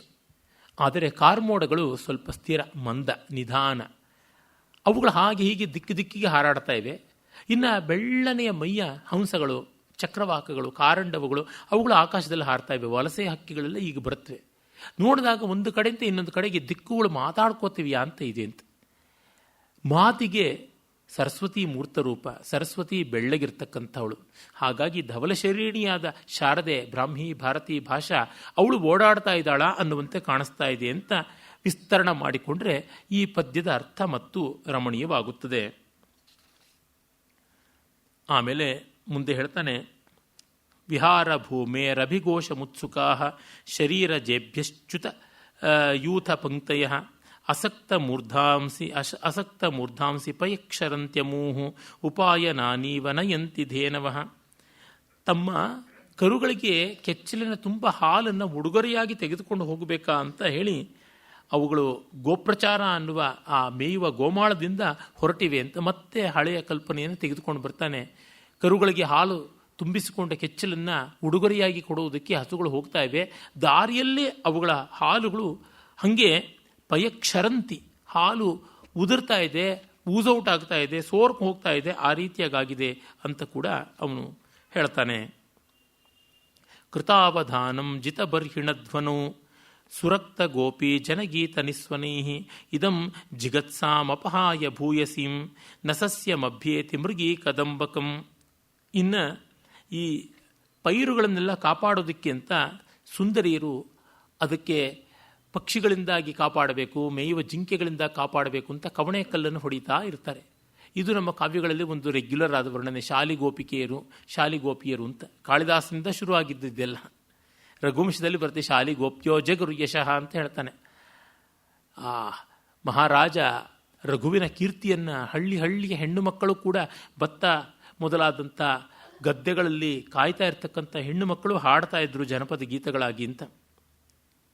ಇಲ್ಲಿ ಅವರು ಹಾಡ್ತಾ ಇದ್ದಾರೆ, ತುಂಬ ಚೆನ್ನಾಗಿ ಇಂಪಾಗಿ ಹಾಡ್ತಾ ಇದ್ದಾರೆ. ನವಿಲುಗಳ ಕೇಕಾರವನ್ನು ಮೀರಿ ಜಿತಬರ್ಹಿಣ ಧ್ವನು, ಅಷ್ಟು ಕಠೋರವಾಗಿ ಹಾಡ್ತಾ ಇದ್ದಾರೆ ಅಂತಲೂ ಆಗ್ಬೋದು. ನಮ್ಮ ಕವಿಗಳಿಗೆಲ್ಲ ಎಷ್ಟೋ ವಿಷಯದಲ್ಲಿ ವಾಸ್ತವ ಪ್ರಜ್ಞೆ ಇರುವುದಿಲ್ಲ. ಅಂದರೆ ದೊಡ್ಡದಾಗಿ ಓಪನ್ ಥ್ರೋಟ್ ಅಂತಾರಲ್ಲ, ಖುಲ್ಲ ಬಾಯಿ ಬಿಟ್ಟು ಹಾಡ್ತಾ ಇದ್ದಾರೆ. ಹಾಗೆ ಹಾಡಿದಾಗ ದೂರದಿಂದ ಚೆನ್ನಾಗಿರ್ತದೆ ಕೇಳೋದಕ್ಕೆ. ಸುರಕ್ತ ಗೋಪಿ ಜನಗೀತ ನಿಸ್ವನೆ. ಆ ಸಂದರ್ಭದಲ್ಲಿ ಜಿಗತ್ಸಾಂ ಅಪಹಾಯ. ಜಿಗತ್ಸಾಂ ಅಂದರೆ ಅತ್ತುಮಾಶಾ ಜಿಗತ್ಸ, ತಿನ್ನುವ ಬೈಕೆಯನ್ನು ಬಿಟ್ಟು ಮೃಗೀಕದಂಬಕಂ ನಸಸ್ಯಂ ಅಭ್ಯೇತಿ. ಜಿಂಕೆಗಳ, ಹೆಣ್ಣು ಜಿಂಕೆಗಳ ಗುಂಪು ಇವರು ಹಾಡು ಕೇಳಬೇಕು ಅಂತ ಹೊಲ ಮೇಯೋದಿಕ್ಕೆ ಬರ್ತಾ ಇಲ್ಲ ಅಂತ. ಪರವಾಗಿಲ್ಲ, ಇವರು ಹಾಡೇ ಅವ್ರನ್ನ ಅಷ್ಟು ದೂರ ಇಟ್ಟಿವೆ ಅಂತ ಕೂಡ ಹೇಳಬಹುದು. ನಿಮ್ಮ ಸಂಗೀತದಿಂದ ಏನು ಪ್ರಯೋಜನ ಅಂತ PS ರಾಮಾನುಜಮ್ ಅವ್ರಿಗೆ ಯಾರೋ ಕೇಳಿದ್ದಕ್ಕೆ ಅವರು ಹೇಳಿದ್ರಂತೆ, ಈ ಕಾವ್ಯವನ್ನು ಕನ್ನಡಕ್ಕೆ ಸಮಗ್ರವಾಗಿ ಅನುವಾದ ಮಾಡಿದವರು ಸಟಿಪ್ಪಣವಾಗಿ ಚೆನ್ನಾದ ಅನುವಾದ ಮಾಡಿದ್ದಾರೆ. ಗದ್ಯ ಅನುವಾದ, ವಿಶದವಾದಂಥ ವ್ಯಾಖ್ಯಾನ ಎಲ್ಲ. ಯಾವಾಗ ಲಾಠಿ ಚಾರ್ಜು, ಟಿಯರ್ ಗ್ಯಾಸು, ಗೋಲಿಬಾರು ಎಲ್ಲ ಫೇಲ್ ಆಗುತ್ತೋ ಆಗ ನಾನು ಪೆಟ್ಟಿಗೆಯಿಂದ ವೈಲಿನ್ ತೆಗಿತೀನಿ, ಯಾರೊಬ್ಬರೂ ಉಳಿಯೋದಿಲ್ಲ ಅಂತ. ಹಾಗೆ ಶಾಲಿಗೋಪಿಕೆಯರು ಇವರನ್ನ ದೂರ ಮಾಡಿದ್ದಾರಾ ಅಂತ ಕೂಡ ನಾವು ಅಂದುಕೋಬಹುದು. ಈಗ ಮತ್ತೆ ಗಾಥಾ ಸಪ್ತಶತಿಯ ಕಲ್ಪನೆಯನ್ನು ಮಾಡಿದ್ದಾನೆ ಕವಿ. ಅಸಾವನಾಸ್ಥಾ ಪರಯಾವಧೀರಿತ ಸರೋರು ಹಿಣ್ಯಾ ಶಿರಸ. ಕ್ಷಮಿಸಬೇಕು, ಈಗ ಆ ಪದ್ಯವನ್ನು ಹೇಳಿದೆ. ಸರೋರು ಹಿಣ್ಯಾ ಶಿರಸ ನಮನ್ನಪಿ ಉಪೈತಿ ಶುಷ್ಯನ್ ಕಲಮಸ್ಸ ಹಂಬಸ ಮನೋಭುವ ತಪ್ತ ಇವ ಅಭಿಪಾಂಡುತಾಂ. ಆ ಭತ್ತದ ಪೈರು ತಲೆಬಾಗಿ ನಮಸ್ಕಾರ ಮಾಡ್ತಾ ಇದೆ. ಅಸಾವನಾಸ್ಥಾಪರಯ ಅವಧೀರಿತ ಸರೋರು ಹಿಣ್ಯಾ ಶಿರಸ ನಮನ್ನಪಿ. ಭತ್ತದ ಗದ್ದೆಯಲ್ಲಿ ನೀರು ತುಂಬಿಕೊಂಡಿದೆ, ಅಲ್ಲಿ ಕಮಲಗಳು ಇವೆ. ತಲೆ ಬಾಗ್ತಾ ಇದ್ದರೂ ಕೂಡ ಆ ಭತ್ತದ ತೆನೆಗಳು, ಕಮಲ ಅದಕ್ಕೇನು ಆದರ ಬಂದಿಲ್ಲ. ಅಯ್ಯೋ ನನಗಿದು ಬಾಗಿ ನಮಸ್ಕಾರ ಮಾಡುತ್ತಲ್ಲ ಅಂತ ಏನೂ ಇಲ್ಲ, ಉಪೇಕ್ಷೆ ಮಾಡ್ತಾ ಇದೆ. ಅದರ ಹೇಗಾಗ್ತಾ ಇದೆ ಅಂತಂದರೆ, ಈ ಭತ್ತದ ಪೈರು ನೀರಿದ್ದರೂ ಬಿಳಿಸ್ಕೋತಾ ಇದೆ. ಉಪೈತಿ ಶುಷ್ಯತ್ ಕಲಮಃ ಸಹಾಂಬಸ. ಒಂದು ಕಡೆ ಭತ್ತದ ಪೈರು ಒಣಗ್ತಾ ಇದ್ದಂತೆ ಗದ್ದೆಗೆ ನೀರು ಕಟ್ಟೋದನ್ನು ಕಡಿಮೆ ಮಾಡ್ತಾರೆ. ಭತ್ತದ ಪೈರು ಪೂರ್ತಿ ಒಣಗಿ ಮಲಗುವುದಕ್ಕೂ ಗದ್ದೆಯ ನೀರು ನಿಂತು ಅದು ಪೂರ್ತಿ ಒಣಗಿ ಹೋಗಿ ಬತ್ತಿ ನೆಲ ಬರಡಾಗುವುದಕ್ಕೂ ಸಮ. ಹಾಗಾಗದೇ ಇದ್ದರೆ ಒದ್ದೆ ನೀರಲ್ಲಿ ತೆನೆ ಮಲಗಿದ್ರೆ ತೆನೆ ಕೊಳೆಯುತ್ತೆ. ಹಾಗಂತ ತೆನೆ ಪೂರ್ತಿ ಪಾಕವಾಗಿ ಅದು ಗಟ್ಟಿ ಕಾಳಾಗುವ ಮುನ್ನವೇ ನೀರನ್ನು ನಿಲ್ಲಿಸಿಬಿಟ್ರೆ ಅದು ತೆನೆ ಕೂಡಿಕೊಳ್ಳೋದಿಲ್ಲ. ಹೀಗಾಗಿ ಅದೊಂದು ಪ್ರಜ್ಞೆ ಚೆನ್ನಾಗಿರಬೇಕು. ಅದು ಕೃಷಿಕರ್ಮ ಕೋವಿದರಿಗೆ ಗೊತ್ತಾಗುತ್ತದೆ. ಆ ರೀತಿಯಲ್ಲಿ ನೀರು ಒಣಗುವುದಕ್ಕೂ ಭತ್ತದ ತೆನೆ ಒಣಗುವುದಕ್ಕೂ ಆಗಿದೆ. ಅಲ್ಲಿ ಕಮಲಗಳಿದ್ದವು. ಇಷ್ಟು ಬಾಗಿ ತಲೆಬಾಗಿ ಒಳ್ಳೆ ದಕ್ಷಿಣ ನಾಯಕ ಕೃಷ್ಣ ಸತ್ಯಭಾಮೆ ಕಾಲಿಗೆ ಬಿದ್ದ ಅಂತ ಹೇಳ್ತಾರಲ್ಲ, ಹಾಗೆ ಅಷ್ಟು ಬಾಗಿದರೂ ಕೂಡ ಈ ಕಮಲ ತಿರಸ್ಕರಿಸ್ಕೊಂಡು ಹೋಗಿದೆ. ಅದರಿಂದ ತಿರಸ್ಕೃತನಾದ ವಿಯೋಗಿಯಂತೆ ಭತ್ತ ಬಿಳಿಸ್ಕೊಂಡು ಬಿಟ್ಟಿದೆ, ಅನೇಮಿಕ್ಕಾಗಿದೆ ಅಂತ ಕವಿ ಹೇಳ್ತಾನೆ. ಇದು ಒಂದು ಹೊಸತಾದ ರೀತಿಯ ಕಲ್ಪನೆ. ಆಮೇಲೆ ಮುಖೈರಸೌ ವಿದ್ರುಮಭಂಗ ಲೋಹಿತೈ ಶಿಖಃ ಪಿಶಂಗಿ ಕಲಮಸ್ಯ ಬಿಭ್ರತಿ ಶುಕಾವಲಿ ವ್ಯಕ್ತ ಶಿರೀಷ ಕೋಮಲ ಧನುಶ್ರಿಯಂ ಗೋತ್ರಭಿದೋನು ಗಚ್ಚತಿ. ಗಾಥಾ ಸಪ್ತಶತಿ ಕಲ್ಪನೆಯೇ ಇಲ್ಲಿ ಕಾಣಿಸುತ್ತದೆ. ಹವಳದ ಚೂರ್ನಂತೆ ಕೆಂಪಾಗಿರತಕ್ಕಂಥ ಕೊಕ್ಕುಗಳು, ವಿದ್ರುಮಭಂಗ ಲೋಹಿತೈ ಮುಖೈ ಶಿಖಾ ಪಿಶಂಗಿ ಕಲಮಸ್ಯ ಬಿಭ್ರತಿ. ಆಮೇಲೆ ಒಂದು ಕೇಸರಿ ಹಳದಿ ಬಣ್ಣದ ಭತ್ತದ ತೆನೆಯನ್ನು ಕೊಕ್ಕಿಗೆ ಇಟ್ಕೊಂಡಿರ್ತಕ್ಕಂಥದ್ದು, ಶಿರೀಷ ಪುಷ್ಪದಂತೆ ಕೋಮಲವಾದ ಗಿಳಿಗಳ ಹಸುರು ಮೈಯೆ. ಇದು ಹಾರಾಡ್ತಾ ಇದ್ದ ಆಕಾಶದಲ್ಲಿ ಧನುಶ್ರಿಯಂ ಗೋತ್ರಭಿತ್ ಇಂದ್ರ, ಬೆಟ್ಟಗಳ ರೆಕ್ಕೆಯನ್ನು ಕತ್ತರಿಸ್ತೂನು. ಆ ಇಂದ್ರನ ಬಿಲ್ಲಿನ ಕಾಂತಿಯನ್ನು ಇದು ಕಾಣಿಸಿಕೊಡ್ತಾ ಇದೆ ಅಂತ ಹೇಳ್ಬಿಟ್ಟಿದ್ನು. ಹೀಗೆ ಇರತಕ್ಕಂಥ ಆ ಒಂದು ಪರಿಸರವನ್ನು ನೋಡ್ತಾ ಹೋಗ್ತಾ ಇದ್ದಾನೆ.